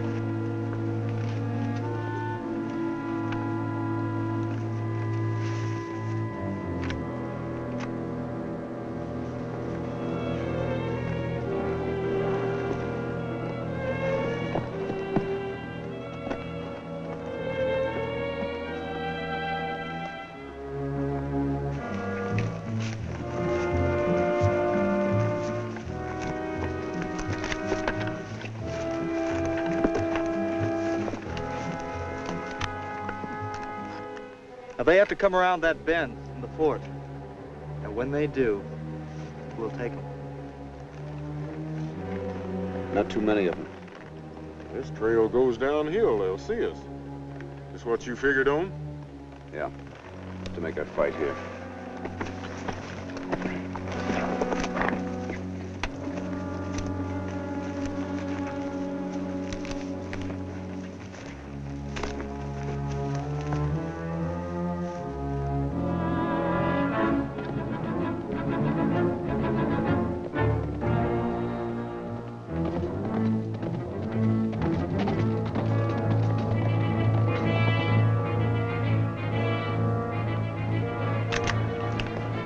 Papa.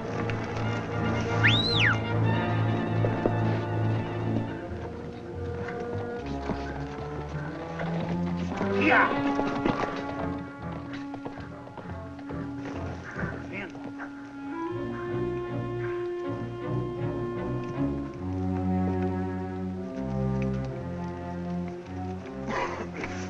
Well, this is a real nice spot.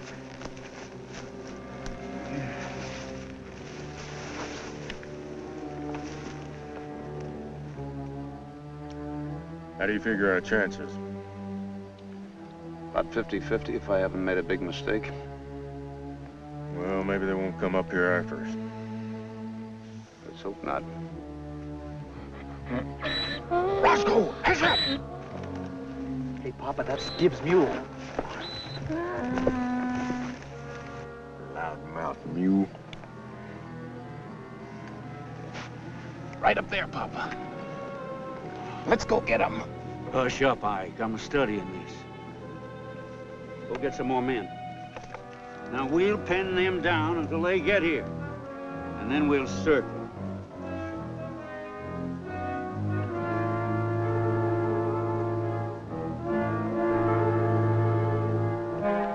Stop him, Wyatt. No, I'd have to kill him.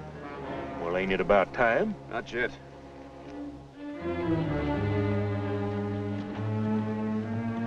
Now, let's really pin them down.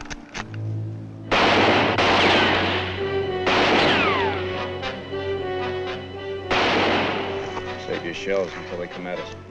Let's go down and get them before there's too many of them.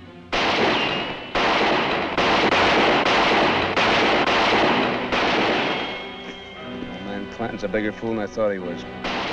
Apaches and soldiers to deal with, and all he can think about is getting at us.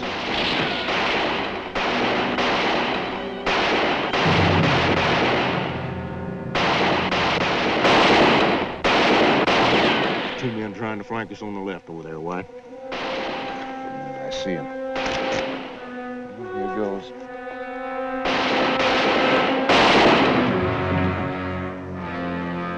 Right up there, boys.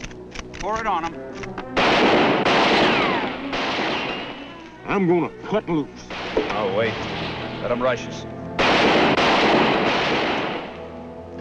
There goes one to the other side over there. All right, take him.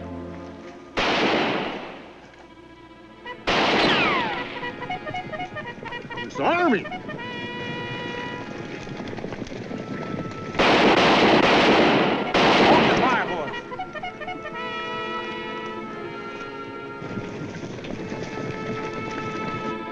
Soldiers. Mount up!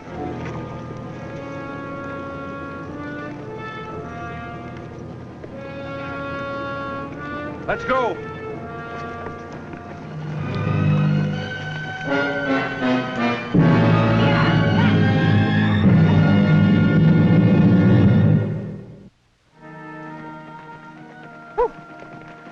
Well, that was sure a close one, wasn't it? Too close. They were late. Who was? The Army. I wasn't sure they'd hear the shooting. You mean you had that figured out all the time? Well, I hoped it would work out that way. Well, I'd sure appreciate you letting me in on these things. I got too much gray hair as 'tis. Makes you look more distinguished, Mr. Gibbs. Now, let's go down and thank the boys, huh? Well, he cleaned up the country, the old Wild West country. He made law and order prevail. And none can deny it, the legend of Wyatt forever will live on the trail. Oh, Wyatt Earp, brave, courageous, and bold. Long live his fame, and long live his glory, and long may his story be told. Long may his story be told.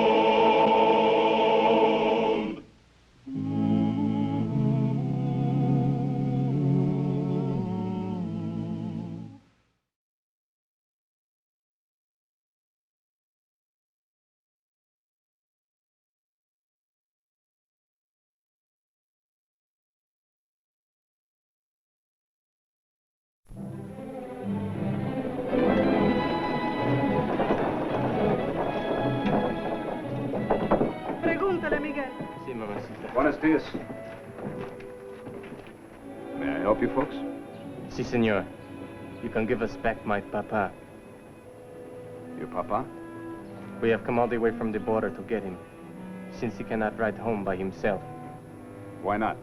Because, senor, your Mexicanos have killed him. Oh, Wyatt Earp, brave, courageous, and bold. Long live his fame, and long live his glory, and long may his story be told. The Life and Legend of Wyatt Earp, starring Hugh O'Brien.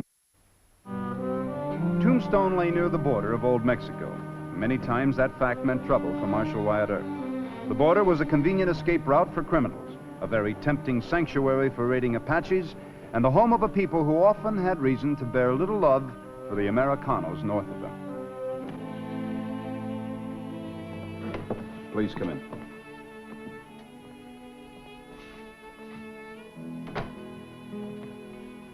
Won't you sit down?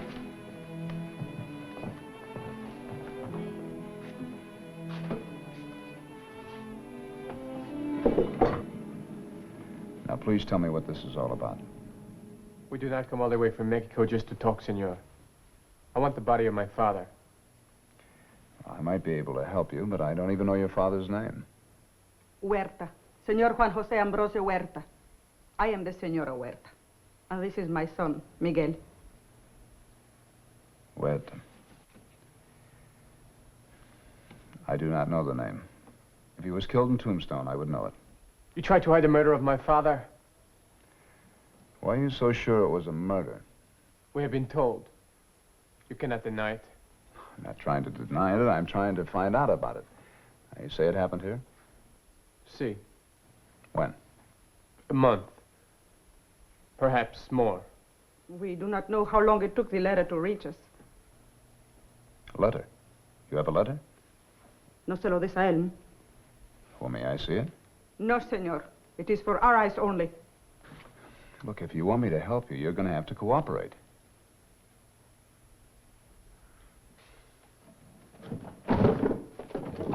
Here. Look at this. These are the names of all the men that have been involved in police business for the past month. The month before that, and the month before that. Go ahead, read it. Tell me if you can find the name Huerta.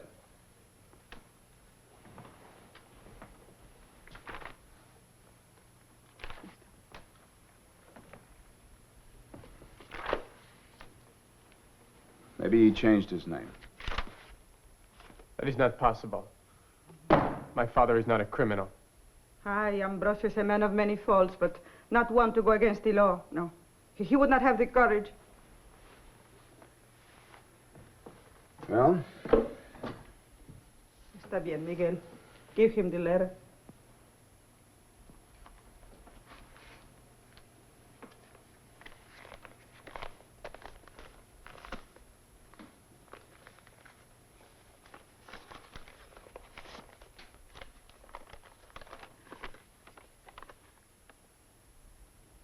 July. Senora Huerta,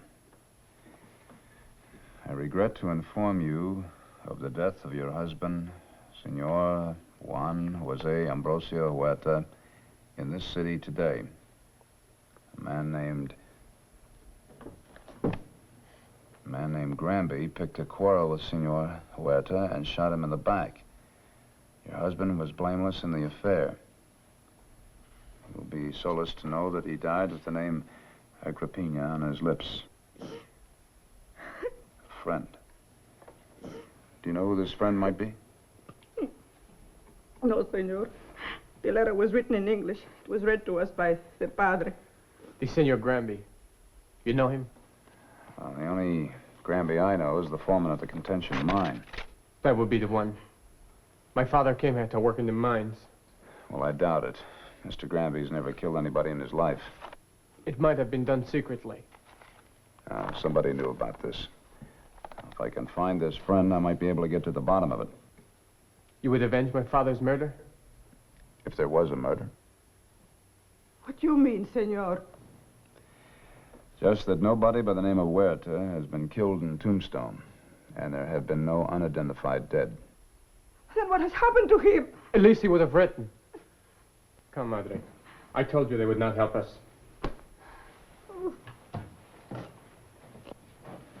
Oh, Senor. All we ask is that you give us back the body of my husband to take back home.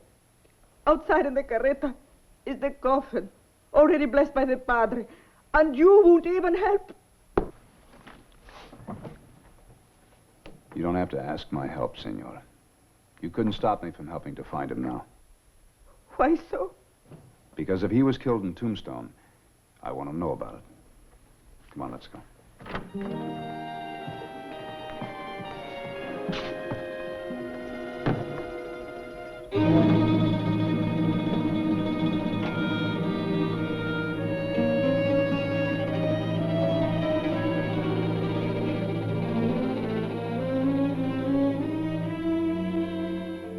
Father, you know of no man being buried in your parish by the name of Huerta?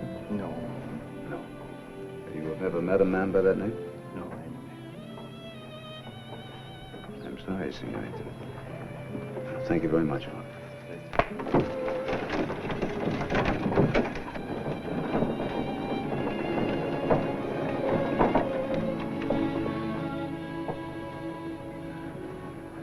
I'm sorry, Senor. We were unable to find out anything. Where will you be? We will camp near the dry river bed. If I do find out something, I'll come to you. Senor. What about Granby? I intend to talk to him. You let me handle this. You hear me? Si, senor. I hear you.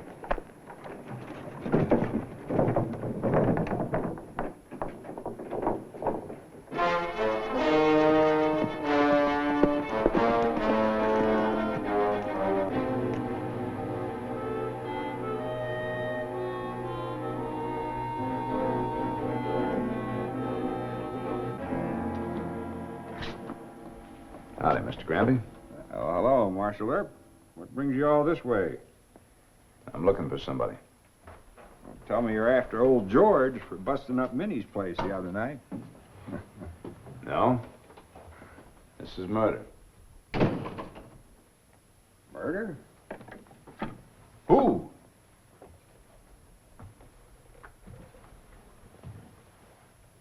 You know a man by the name of Huerta? Huerta? Nope. Who'd he murder? No one. He was murdered. You're looking for the man who did it, huh? Why here? You sure you never heard of Huerta? I'm sure. Well, could he have worked here at the mine not too long ago? Nope. That name was not on the payroll. Can't you tell me what this is all about, Wyatt? Well, Mr. Granby, I don't exactly know yet. Do you have any enemies that would like to cause you trouble? I suppose a man who hires and fires is bound to pick up a few. But none that really matter, I'd say. Am I supposed to have murdered this fella? Something like that. Wyatt, do you think I murdered him? No, Mr. Granby, I don't. Well, in that case, come back again any time.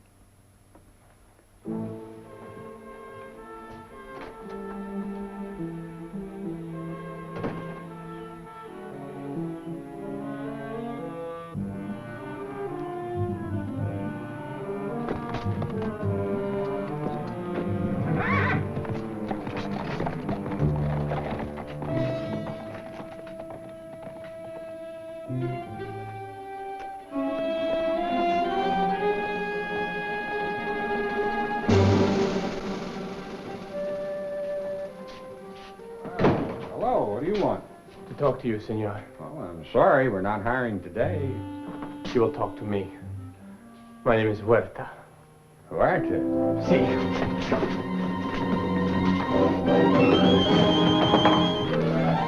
Mike! Wally! 4 queens. 4 kings. Count 'em, Doc. Just isn't my day. You're beginning to look like a plug chicken, Doc. You can say that again, I'm plucked clean. Never thought I'd see the day I could clean Doc Holliday. I'm not finished yet. Here's Wyatt. He'll stake me. Stake you, Doc? You mean to tell me you won't stake me to the price of a hand or two? Well, I don't know now. All right, I'll give you my IOU. I'm just joking, Doc. How much you want? 50 or 100? 100. I'm in this hand.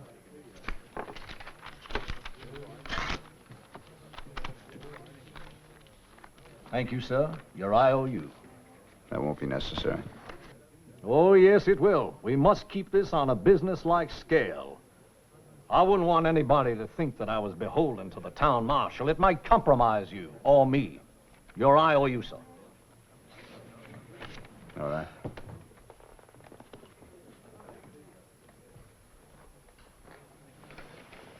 Worried, Wyatt. Want me to check out? No, I can handle it. You open, Doc? Sure. 5. Say, where's Cortez? You mean the El Conquistador? He's out in the kitchen, rustling up some nice, juicy enchiladas. Why do you call him the Conquistador, Doc? Haven't you ever heard of Hernando Cortez, the conqueror of Mexico? Sure. This fella's name is Juan, and he's no conqueror. No? Have you ever seen him with the ladies? Have you ever seen him with an enchilada? Oh, here he is, the El Conquistador. Put it right here, sir, right here. Wyatt, will you join me in these wonderful little old enchiladas? No, thanks. I'd just like to ask Juan a question. Si, senor. Did you ever hear of a countryman of yours called, Huerta? Huerta? No, I do not think so. Does he live here? Well, they said he did. They also said he was dead. I know most of the Mexicanos here. You never heard of him? If I do, I do not remember, senor. Sure you do not want some enchiladas? Gracias, no. 25 to you, Doc. Yes, 25. Count me in. I'll read you.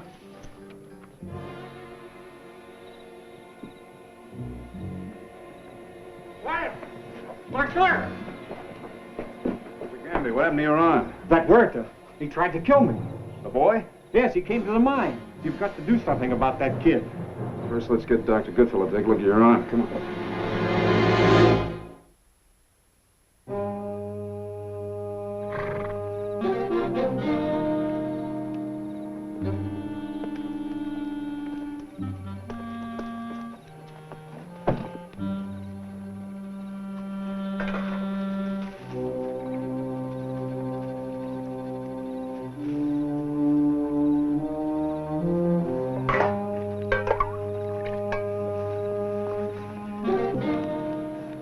Senor Huerta, where's Miguel? He is not here. You know where he is? I do not, but if I did, I would not tell you. Do you know that he attacked this man here, Mr. Granby? Do you think I blame Miguel? I would gladly kill him myself with my own bare hands. Este asesino. I had nothing to do with the death of your husband. I never knew him. I never even heard of him before today. You expect me to believe that? Yes, before you'd believe an anonymous letter. Maybe there's another Granby. Maybe they got the name mixed up. I tell you the truth, Senora. I did not kill your husband. I do not believe you. Senora. And you are a fine marshal, protecting him, a murderer. Not giving back to us the body of my husband, my poor Ambrosio. ¿Quién sabe dónde lo han dejado, pobre?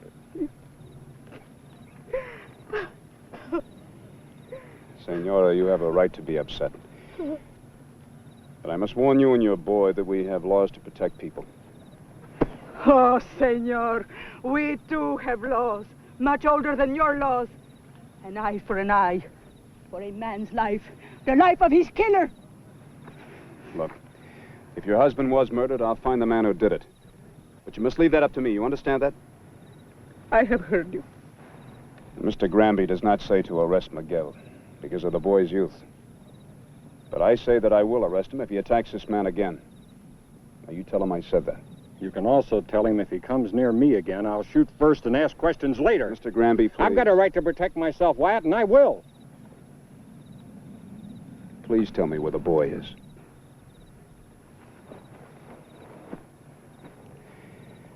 Well, then you find him yourself and take him on back home before you lose him, too. Come on.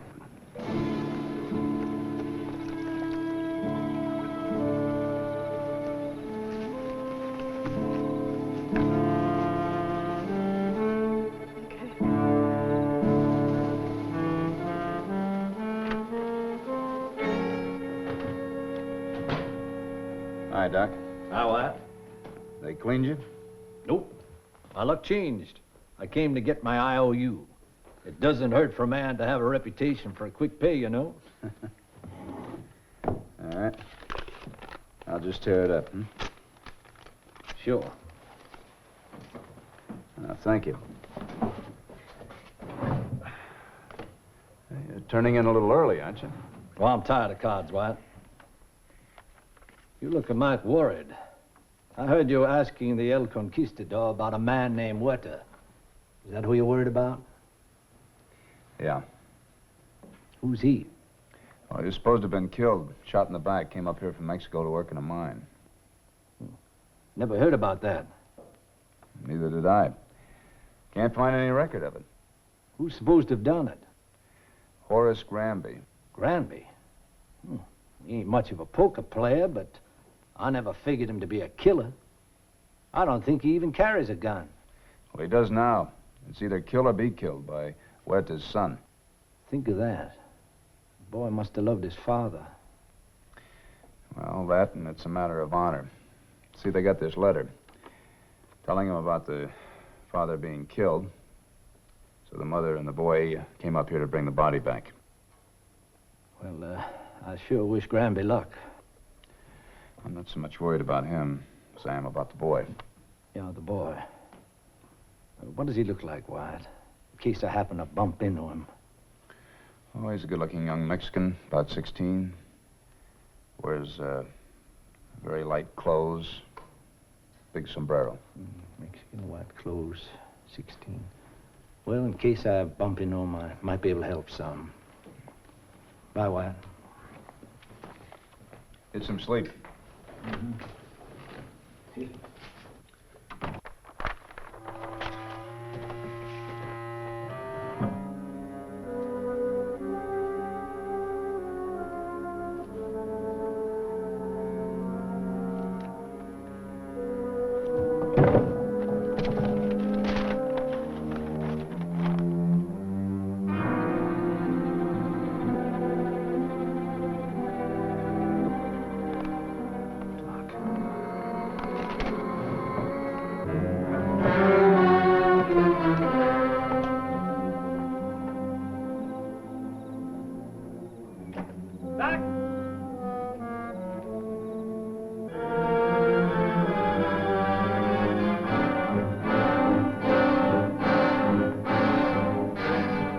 Doc, I want to talk to you. How about a drink, Wyatt? Now, you know I don't drink. Well, you better. Otherwise, you won't believe it. Just tell me. Here? It's an awful long story. I got plenty of time. You wrote that letter, didn't you? Well, you sure you want to hear it? Look, I recognize the H in the IOU. Now, why'd you do it? I want to do a favor for a friend. What friend? Huerta, the conquistador. Juan? Yep.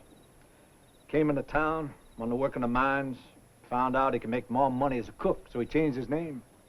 Why? You're tired of married life? Didn't want to go back to Mexico? So you killed him in the letter, huh? No, he did. She would have known his writing. He just told me what to say. I wrote it down. Can't blame me for trying to help out. And what about the sorrow you caused her? What about the sorrow she caused him? Why'd you pick on Granby? He complained about the enchiladas. She had no right to come up here, you know what? Well, she did. Yeah, she did. I'm sorry. I'll find the boy. We'll stop him. All right. You take the east side of town. I'll look over at Granby's boarding house. Most any night you'll find Granby at the Alhambra Saloon. I'll look there, too. Doc, you're a fool. I guess so, Wyatt. I often am, when a friend asks my help. Go look for him.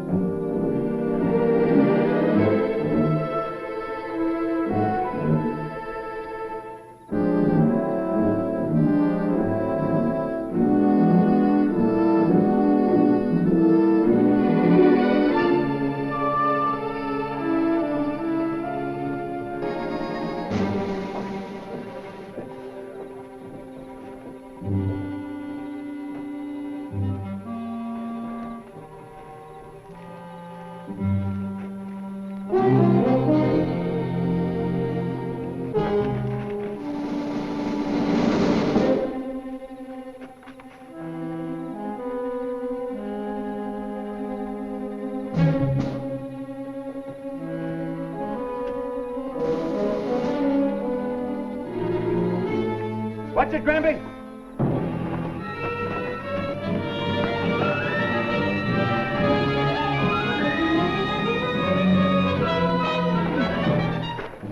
Let me kill him. Because I'm an officer of the law and killing's against the law. Put that away, Mr. Granby. What about the killing of my father?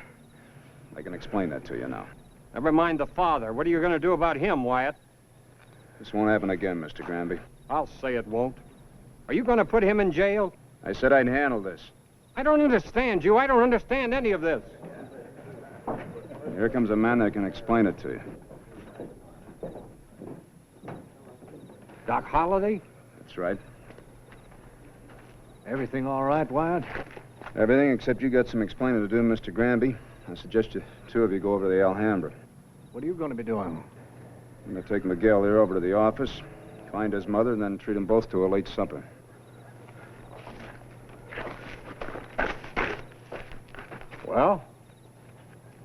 Well, let's have a drink, Horace.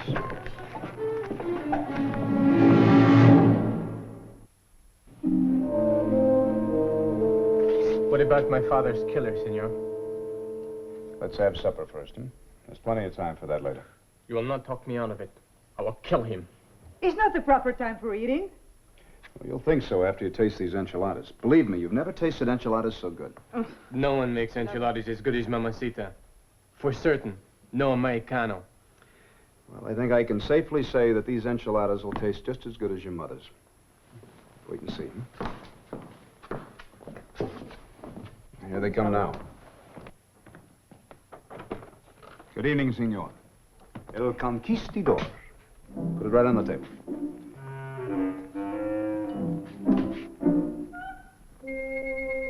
Papá! Lo que ven mis ojos. Agripina. Mama, look. It is truly Papa. Ambrosio! Now you don't have to marry Senor Miro. Jose Miro? How can my wife marry Jose Miro? I am a widow. I was a widow. Oh, Ambrosio. Even if I was dead, how could you think of Jose Miro? Ambrosio, the letter said you was killed. My own wife. He spoke so kindly to Miguel. For all to me. these years and all I have done for Ambrosio, escúchame. you. How could you? Oh. For that worthless pig. Ambrosio, look, I came here to take back your poor body home. Uh-huh. To prove to everyone that you were a widow. No, Ambrosio. Oh, you are cruel. No. There, pobrecita. Do not cry. I will take you back. Ambrosio. Oh, cómo estoy feliz que tú estás vivo.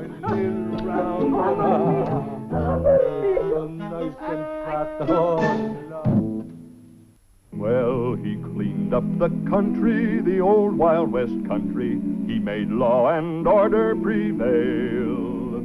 and none can deny it. The legend of Wyatt forever will live on the trail. Oh, Wyatt Earp, brave, courageous, and bold. Long live his fame, and long live his glory, and long may his story be told.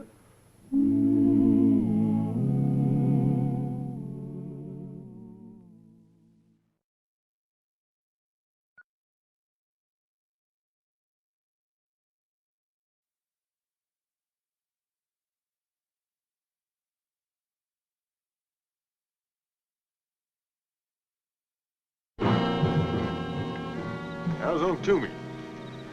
Doc figures he's got a bad concussion. They clobbered him on the head.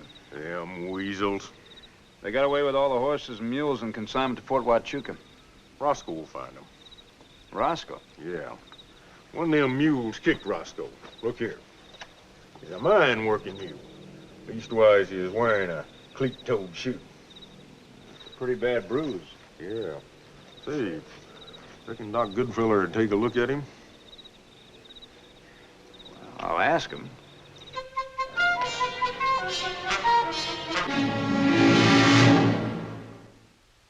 Oh, Wyatt Earp, brave, courageous, and bold. Long live his fame, and long live his glory, and long may his story be told. The Life and Legend of Wyatt Earp, starring Hugh O'Brien. In the opinion of mule owners, a mule is more intelligent than a horse. In the opinion of Shotgun Gibbs, his mule Roscoe was smarter than all other mules and most human beings. Thus, when a consignment of Army remounts was stolen from a livery stable in Tombstone, Roscoe happened to be the only eyewitness. What could Roscoe do about it? Wyatt. Yes, sir?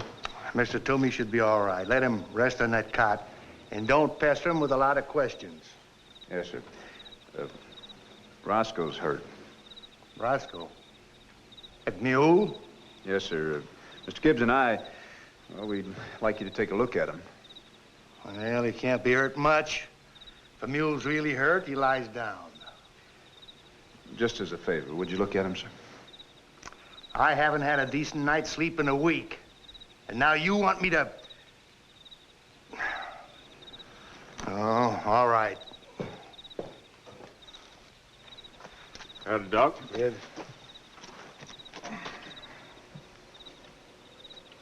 Well, no broken bones. Rub some arnica on him, Gibbs. And put some balsam of Peru on that cleat cut. Well, can't you give him a little regular doctoring? Oh, certainly. Take him to the hospital, put him in bed, and I'll sit up the rest of the night with him.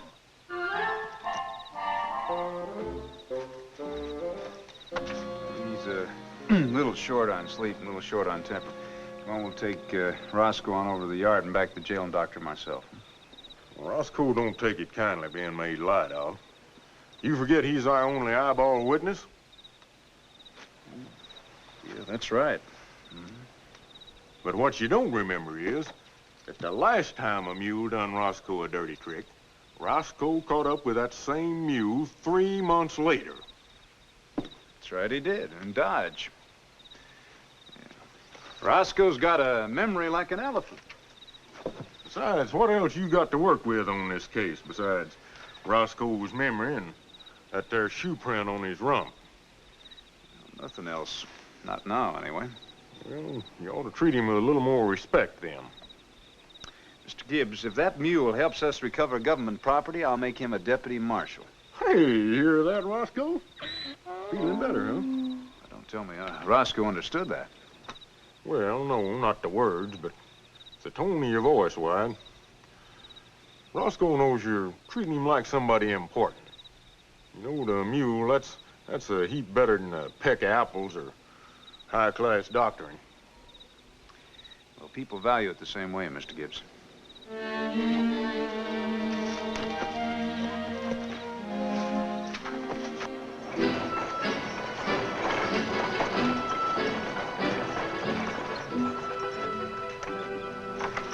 inside, Corporal.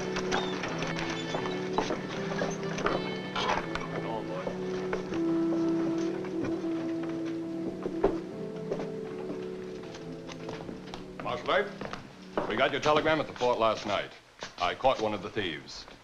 He has 2 mules he can't account for. I bought them mules. You have no bill of sale. The prisoner was headed north to a gypsy camp when Corporal Higgins and I stopped him. Your name, sir? Lieutenant Grange, Army Intelligence. My prisoner says he is Louis Vanek. You have the mules outside? Yes, sir.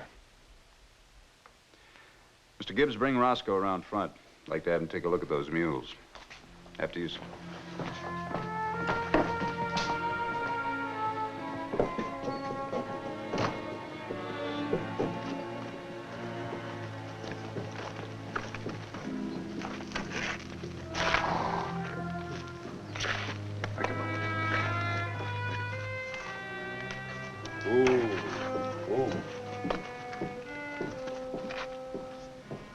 Old shoes, no toe cleats.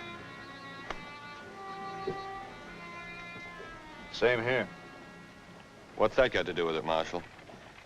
One of the stolen animals kicked Deputy Gibbs's mule, Roscoe. He was wearing a my mule's toe cleat. All right, Roscoe, look him over. Well, what do you think? Lieutenant's got the wrong mules. Are you sure that Roscoe would recognize all the stolen mules? Well, of course he would. I tell him I don't buy stolen animals. That's enough. Marshal Abe, you can't be serious. Of course, it's just a theory, Lieutenant. Well, I'll bet you a whole month's pay that these here mules wasn't with the one that kicked Roscoe. Marshal Abe, I want this man held as a suspect and his horses and mules impounded as evidence. If those are your orders, Lieutenant. Corporal Higgins and I haven't time to consult Roscoe, your detective in this case. Mount up. We must find the rest of the gang and recover the animals they stole. Good luck, Lieutenant. Your friend is right. A mule never forget a man who hurts him. Say, he sounds like a real muley man, don't he, Roscoe? I vote we turn him loose. No, can't do that. I'm sorry, but we're going to have to hold you in jail till you make a tour of the traders' camps. I'm gypsy. Will I be hanged for stealing animals? Bad charge. You'll be booked on suspicion. Nobody will know what the charge is. I thank you. Remember, you're my only friend.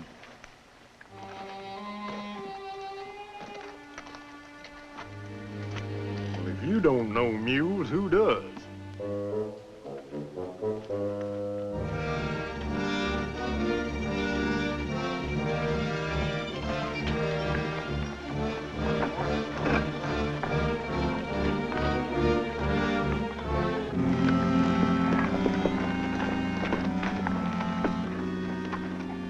Howdy, Marshal.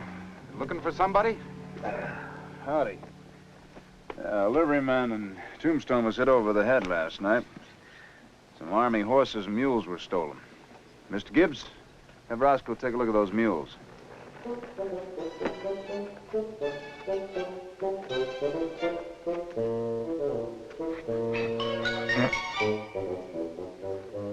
Ain't nothing here, Ward. What's the idea of taking this animal in so close to our mules? He might have a disease. Mister, you want trouble? Take it easy, Mr. Gibbs. You lawmen are all alike. You think you can get by with anything. What's his rump doctored for? He got kicked by another mule last night. Yeah? Well, we'll see. Hold it. Mr. Gibbs?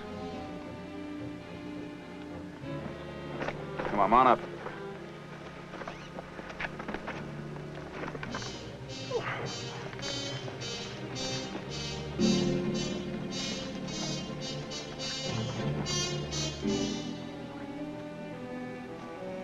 Take Roscoe inside there. I'll watch it out here.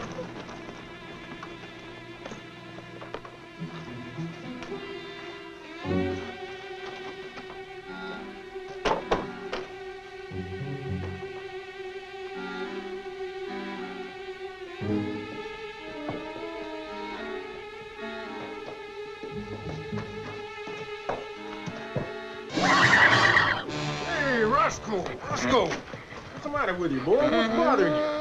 What's bothering you? Back off. Back up. Back up. Whoa, whoa. Now stand steady, boy. Stand steady. Oh, you. Oh, boy. Oh, oh.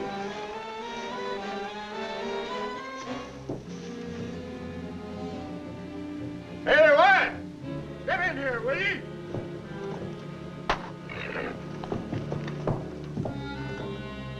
Well, this here is one of them. Feel that toe cleat? Beat it. Yeah.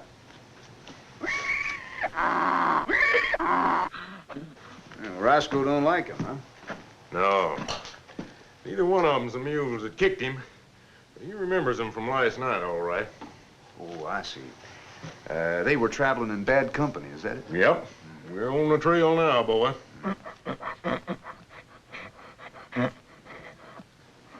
Somebody coming.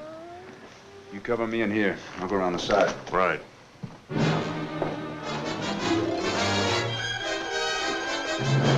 It's a strange horse. Yeah. Must be somebody in the barn. Let's take a look. You in there, come out! Drop him. Pick him up.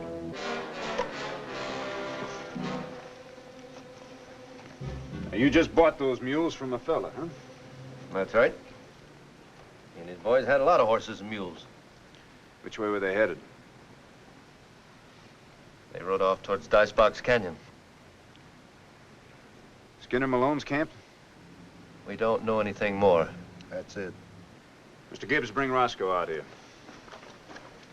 Now, we'll come back for you after we paid a visit to Malone's. Let Roscoe take a good look at it.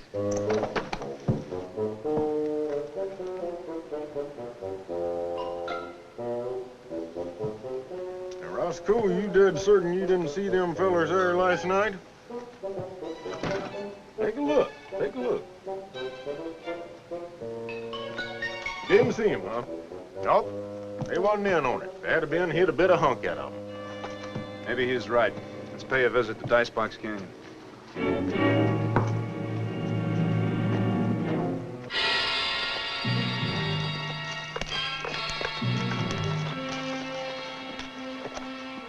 You let me handle Malone. You and Roscoe take a look around and see if Roscoe can find anything. You think Malone's apt to make a fight? No, I don't think so. Does too much business with the Army. He'll want to clear himself.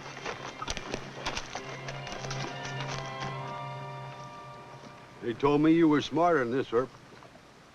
Looking for Army remounts that ain't even been branded. Oh, we'll find him, Mr. Malone. Not in my Remuda. Why, I'd be a fool to cross Colonel Hibbert to the fort.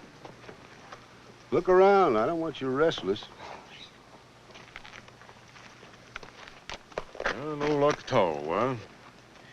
Maybe Roscoe's lost his memory. Oh, it ain't that.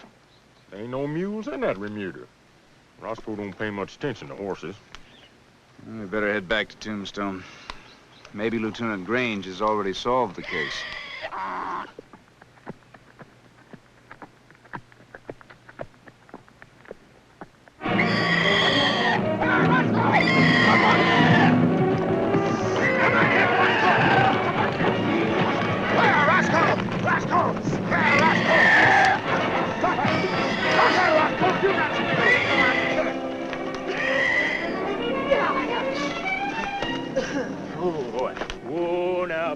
Whoa. Yes, sir. You got your mule, didn't you, Roscoe? You sure that's the one? I'll bet your shoes will prove it.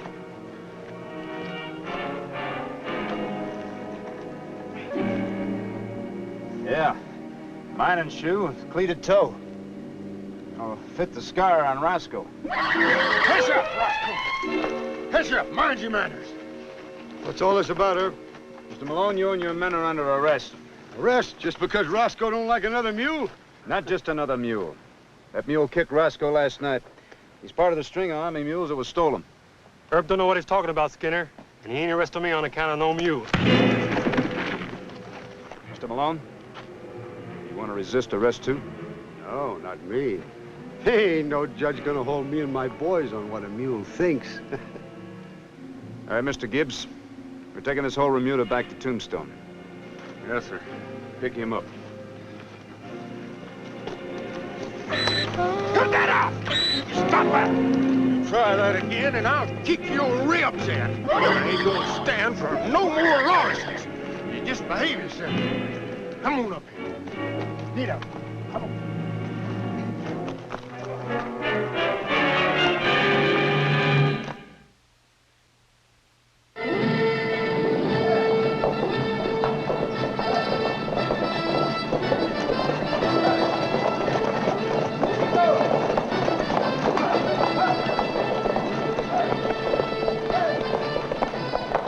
Quiet!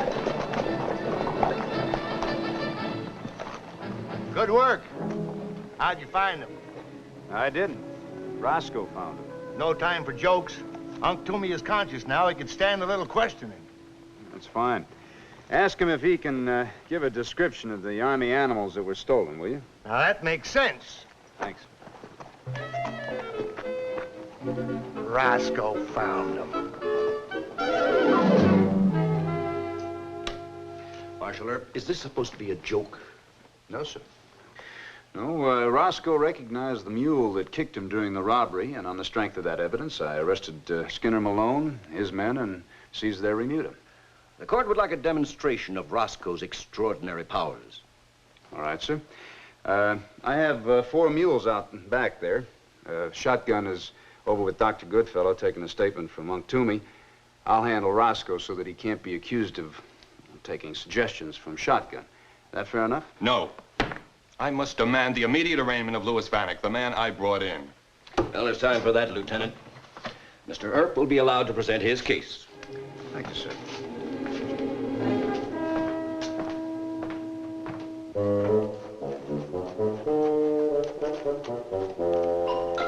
Now, you'll observe, Judge, there are 2 black mules, a bay and a sorrel. Now, Roscoe, get... Whoa, Roscoe!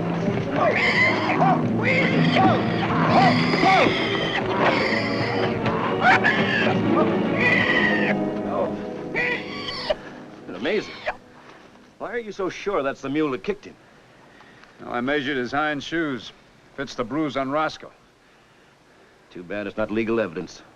Why not? Well, the mule has no standing in a court of law. Obviously not. Your Honor, may we get on with the arraignment of that gypsy? Whoa, Roscoe, whoa.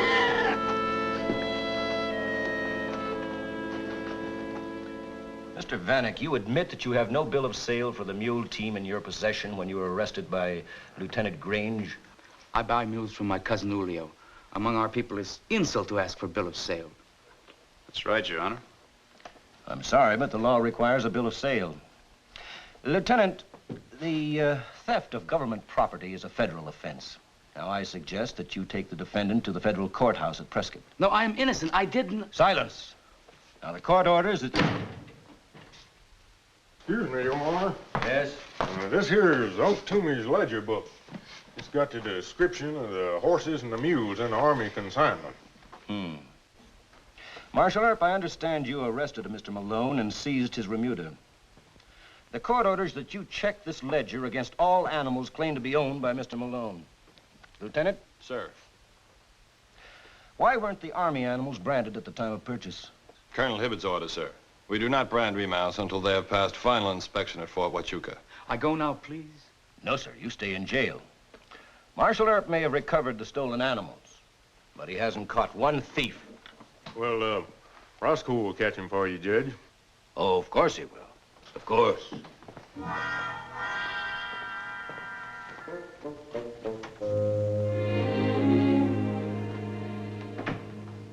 What? I'll let Roscoe smell of him, but Roscoe don't think he is with them thieves that run off with the stock. Roscoe ought to be the Chief John Law in Arizona. You making small of my mule? Mr. Gibbs, we're going to have to hit the trail again. You go check and see that we have enough provisions. Yes, sir, I'll take care of it. Roscoe don't approve of Malone here. Turn up his nose and snort it at him. Well, I don't... Mr. Malone. Unc Toomey's ledger here Checks against 10 horses and 1 mule you claim to own. Where'd you get them? I'm asking you a question. Why don't you ask Roscoe where? Because I'm asking you. Now, sit down.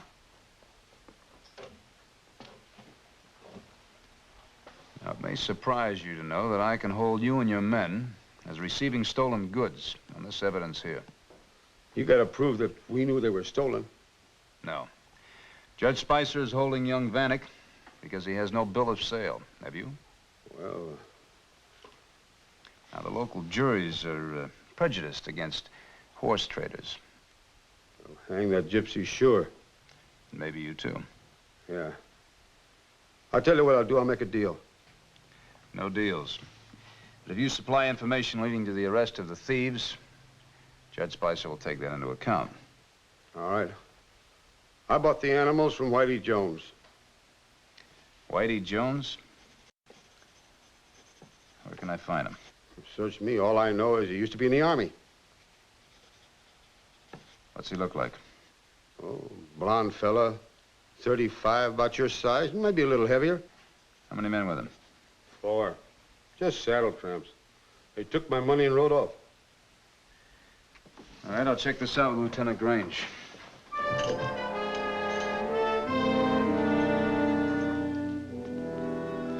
Well? Jones is a common name. There were lots of them nicknamed Whitey, I imagine. He must be using an alias. You're forgetting something, Lieutenant. What? This had to be an inside job at your own post. Incredible. A consignment of remounts must be of record at Fort Huachuca. Who buys them? One of the post settlers, I think. A civilian? But you didn't check the settlers, did you? You just rode right off and arrested the first gypsy you could find. Are you trying to take over Army intelligence? A deputy United States Marshal who gets his information from a mule? Roscoe found your stolen remounts. Now, I was going to let you and Corporal Higgins return them to the fort and claim full credit. Now, Mr. Gibbs and I'll ride along. You're a greener, Lieutenant. You just may get lost.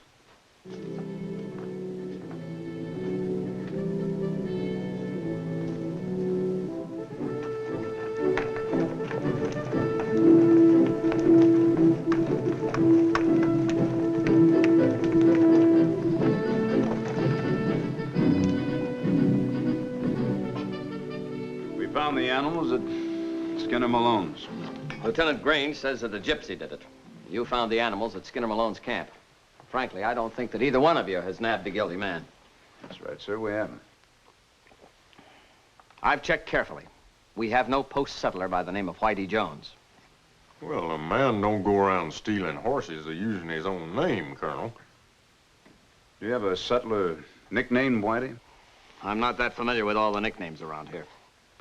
Do you mind if we ask around? Lieutenant Grange has already done that. I might add that I have complete faith in Army intelligence. You're entitled to your opinion, sir. We giving up on this, White? I don't see there's any more to be done, Mr. Gibbs.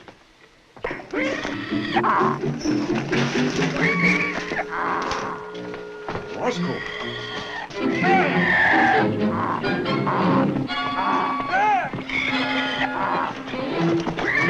Roscoe! Whoa! Oh! Now listen here. You obey the law just like everybody else. You hear? You hold on that mule tight. He's a killer. Aren't you Henderson, our remount buyer? Yes, sir. Whitey Henderson, isn't it? None of your business. He's our man, White. Give me those cuffs. Well, now, isn't this a little bit ridiculous? Simply because a mule doesn't like Henderson? Roscoe hasn't been wrong yet. Sir, I must change my report. How's that, Lieutenant? Henderson's nickname is Whitey, and he's used the alias of Whitey Jones. Correspondence with horse traders. He had it hidden in his closet. Lock him up in the guardhouse, Lieutenant. We'll deliver him to federal court for trial. Yes, sir.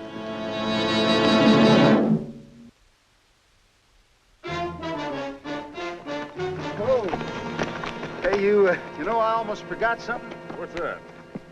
Here, for Roscoe. Oh, no. We thank you kindly just the same. You know, Roscoe's big-headed enough as it is. Used to make him a deputy marshal, they just wouldn't be no living with him at all, wife. Well, perhaps you're right. I don't think Roscoe agrees with us.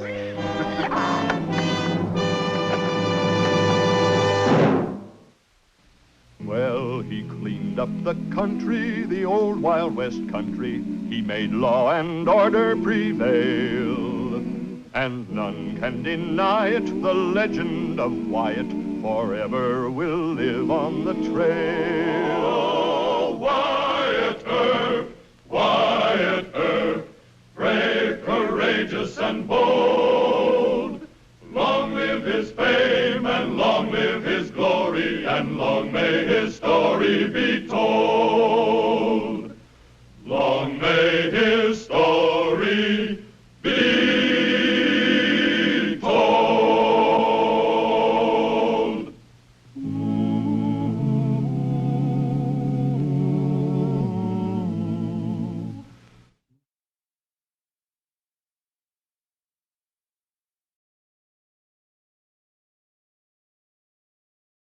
ভালোবাসা সুন্দর, ভালোবাসাও সুন্দর। মানুষ নিজের অজান্তেই ভালোবেসে ফেলে।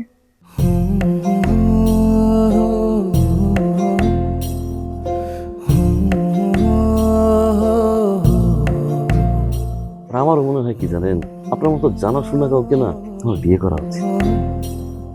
এটা কি উপলক্ষে? ম্যাডাম, ফুলটা গ্রহণ করুন, তারপরে বলতেছি। ভোটার আইডি কার্ডে যার স্বাক্ষরের জায়গায় টিপসই দেয়, এখানে কেউ ডাক্তার। এই দুইজনের মধ্যে যে আগে ম্যাডামের মন জয় করতে পারবে, ম্যাডাম তার। একদিন না দেখলে তোমায় বন্ধু আন্ধার লাগে সব, তোমার এই প্রেমে এমনই টান। রোগীদের তো ডক্টরের কাছে আসলে ব্যথা কমে যায়, আপনি একটু উল্টো হলো কেন?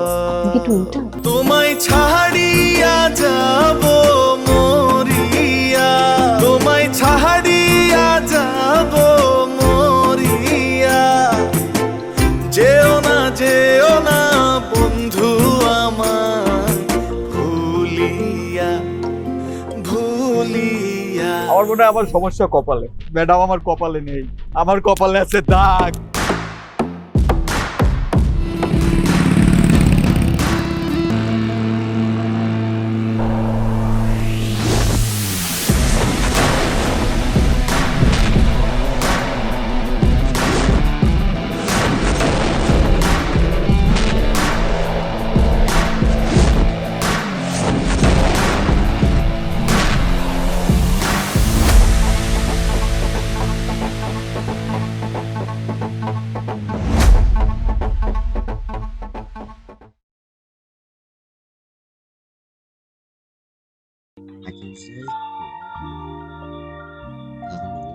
Nên 5.5x tốc độ sử binh.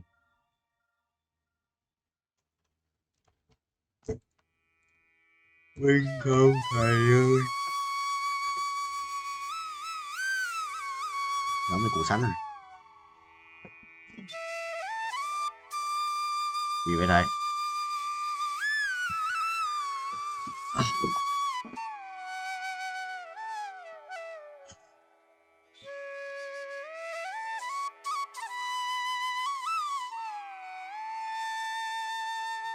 Này 125 à? 200 rồi. Cộng gì đây? Tạm gọi nâng cấp tất cả nâng cấp cho một lần. Bình. Rồi xoay bài tự động không? Tôi lấy bạc rồi anh lấy xoay bài tự động ấy.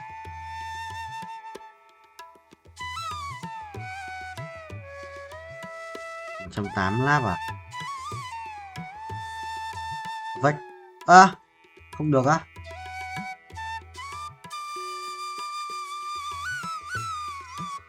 Perfect. Được, lấy còn.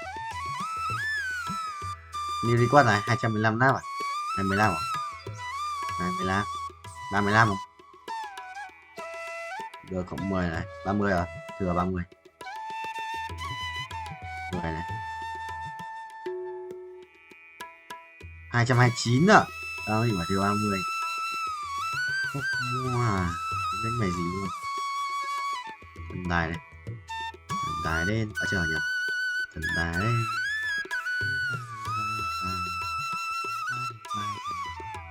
Thần tài đến. Bay. 120 à? Lần lần một lượt bớt. Cái gì đấy? Máy lỗ à? Máy lỗ sao? Nổ máy. Đéo vào đây. Cái gì được rét à? Tự nhiên thầy đặt đỉnh và đá xuống à? Chọn đất. Perfect. Good landing rồi à? 105 à? Thầy ngồi thể chỉnh cho nó phải good landing mấy lượt. Giờ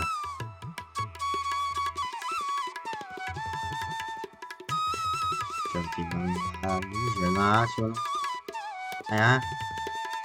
Vì nó bị lệch lệch chạy sang bên kia một tí.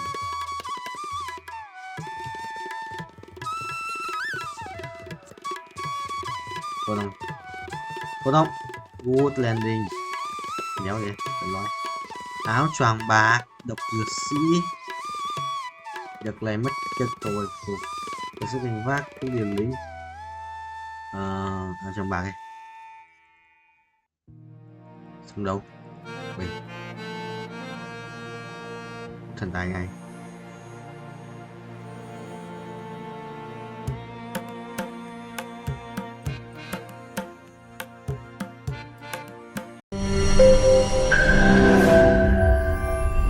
তোমাকে 15 লাখ টাকাই দিতে হবে। তুমি যদি দিতে না পারো তোমার বাবাকে কল দাও। তোমার যত জমি জিরাত বাড়িতে যা যা আছে এগুলো বেচা হইলেও তোমরা আমাদের টাকা পাই পাই করে শোধ করবা।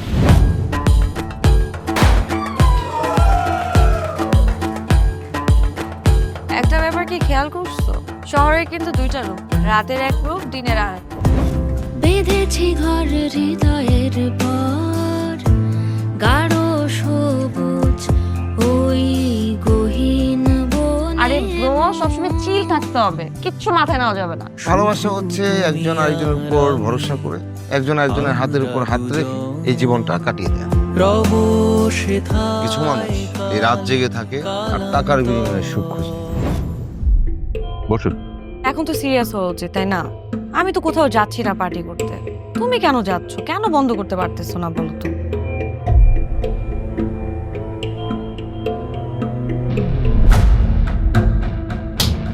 কার যে কোথায় সুখ সেটা তার প্রিয় মানুষটাও কখনো জানতে পারে না। পাশাপাশি তবু যাচ্ছি বিপরীতে, কাছাকাছি তবু যাচ্ছি বহু দূরে। Hi, you look good. Thank you.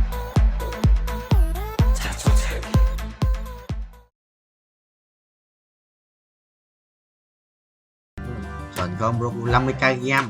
Cần thêm mấy, cần thêm mấy. Thêm mấy. Cần nhiều game không? Đấy, anh xếp chuẩn mà. Anh biết, chắc anh đoán gặp thằng này rồi. Thế rồi sao lên xếp con bạt điện. Bạt cứng đấy. Bạt sự cứng cứng ấy. Nhưng mà góc mua la quăng à, phải đi rồi. Đấy chưa biết gặp thằng nào luôn. Giờ 4 thằng biết gặp thằng nào luôn. Được xong. Là có 4 thằng thôi.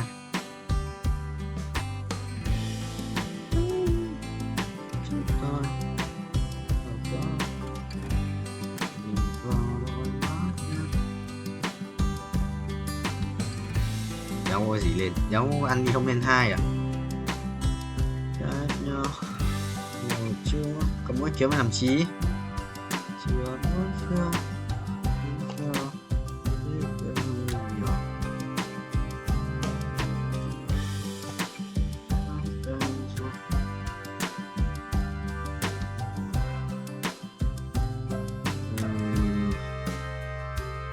Chương 15 vậy bro lùi.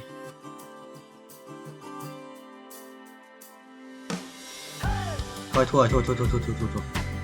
Top 3 không? 4 không? Thằng này thua luôn rồi. What the hell, tao thua này. Top 3, top 4 à? 4.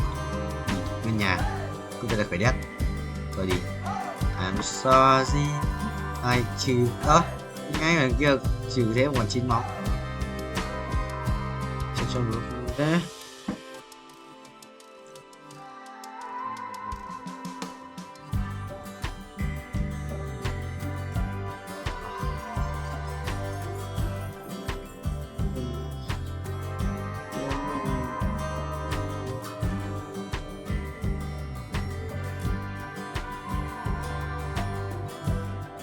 Căng thế.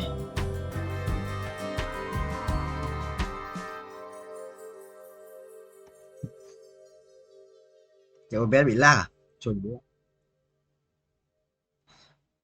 Rồi thầy Rebirth đây. Bye bye Broccoli. Rebirth là nữa nó cho gì không? Danh hiệu gì không? Anh cầm cái danh hiệu mới đấy. Vẫn là Ace. Mấy thằng này là Beginner. Với cả First Block. Việt Nam mày sao đánh đêm với Broccoli? Xin lỗi. Chuẩn.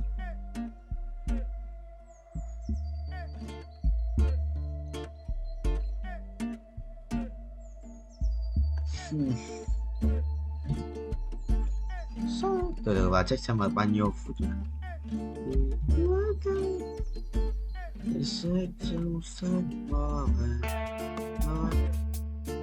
Từ từ xem nó bảo ngày bao nhiêu thì của khác.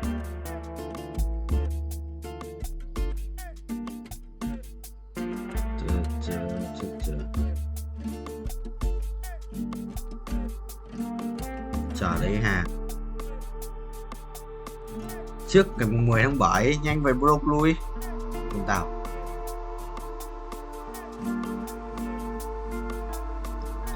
Vào cái đéo vậy.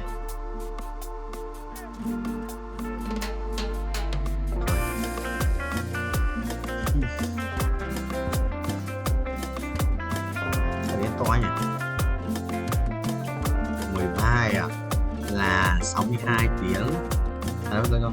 Đúng 50 tiếng chứ, mình ăn đây đúng 50 tiếng. Phải không? Đấy nhá. Đúng rồi, đúng 50 tiếng. Đấy. 24 với cộng 12 là 50. 48 với cộng 12 là 60. Nhầm. 60 tiếng là ngày mùng 6 đúng không? 60 tiếng ngày mùng 6 này. 6 tháng 7 này. Đây, 7 tháng 7 này. 60 cộng 3, 63. 63, 67, 68. 68 với cả bao nhiêu đây? 8 với cả qua là 69 rưỡi này. 69 rưỡi với cả 70 rưỡi. 70 rưỡi với 2 tiếng là 72 rưỡi. 72 rưỡi với cả 74 rưỡi. 74 rưỡi với cả đây. À không, 74 rưỡi với cả bây giờ 74 rưỡi à? 74 rưỡi là còn 26 tiếng à? Có thua. Anh không đi.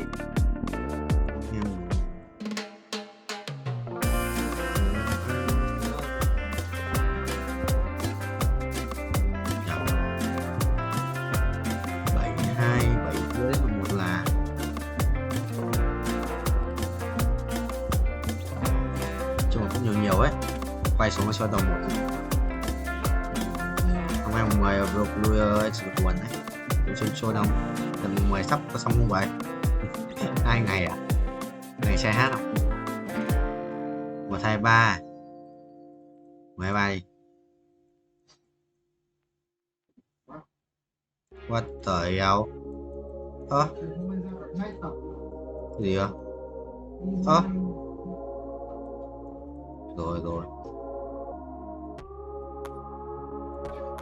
Có nhau đầy đi mà. Tao ghét này đúng gì có nhau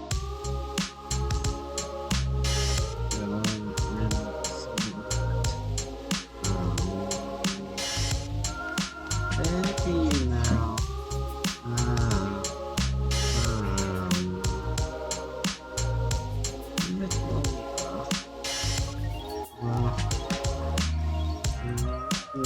ta thì toàn lâu quá Broccoli 900k. I'm sorry. Tầm mới làm lâu thực sự là farm không kiếm gỗ.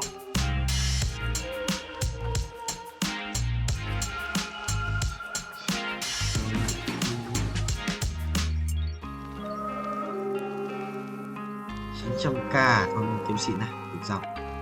Zoom xịn 700k ở đây được. Ok. Sợ anh đi bớt liên tục ấy. Mà hết tiền vô rồi kìa. Mày thích đi bớt liên tục bóng.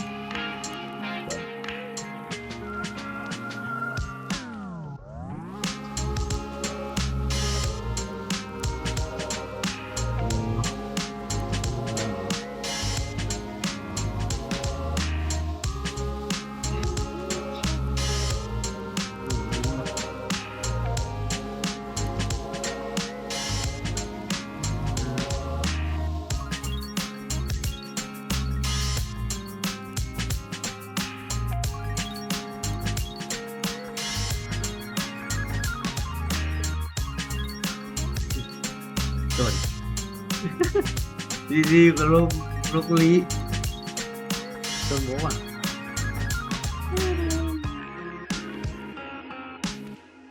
À.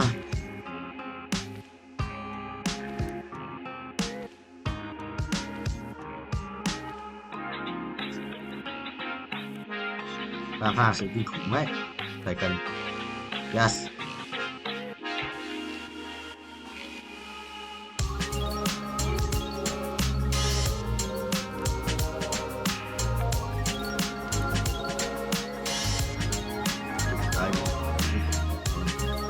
Yes. Trèo thương mại.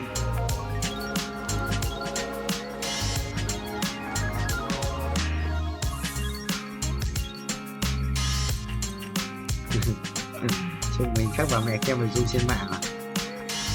What the hell? Cho tao viết đây này.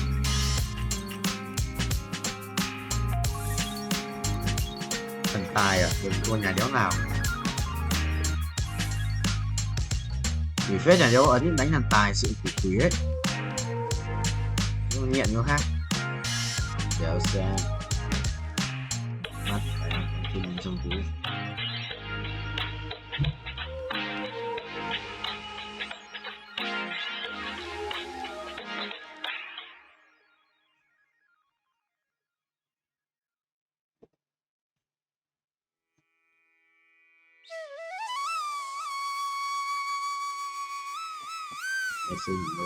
Có cái đồ đéo gì cơ thì kiếm mà ngu thế. Logic khai rất nhiều quyền trợ nhé.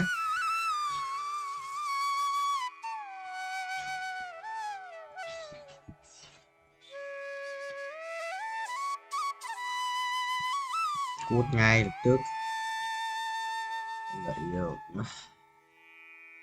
Chuẩn không? Chuẩn không? Block luôn, chuẩn không? Block luôn.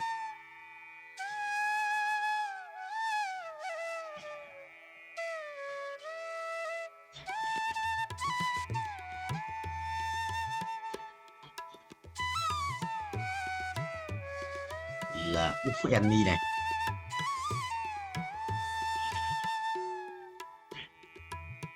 Đây. Trốn nhỉ? Đưa ra enemy. Phải giao dịch kìa. Và chán quá.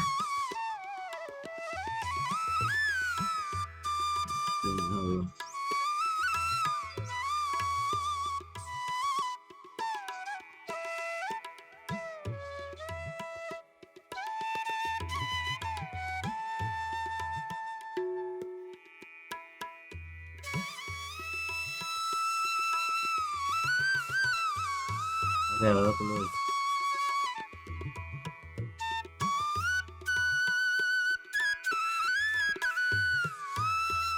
Chỉ vậy.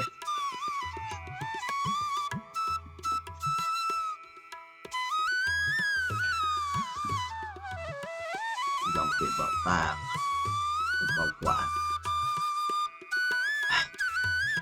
Chỉ là cái này có gì.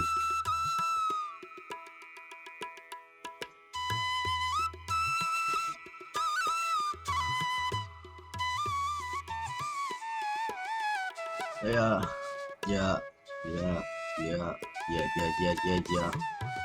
65M. Nói rồi. Này mấy M kiếm ấy.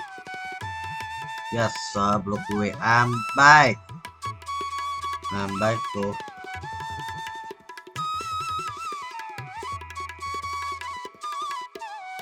Lầm bánh. sữa được cái lúc bì rồi nhiều xu ấy farm rồi đất sự nhiều xu ấy Bing Real sữa broccoli để tục về yes wow vậy để trực tiếp khả mấy gì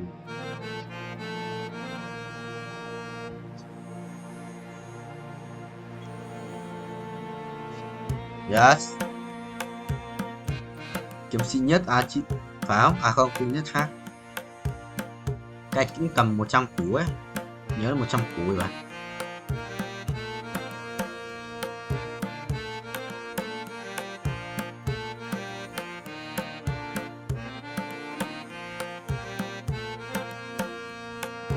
rồi ta thread đấy mà thread 3 không gọi cái này có trang bị ạ số gì được em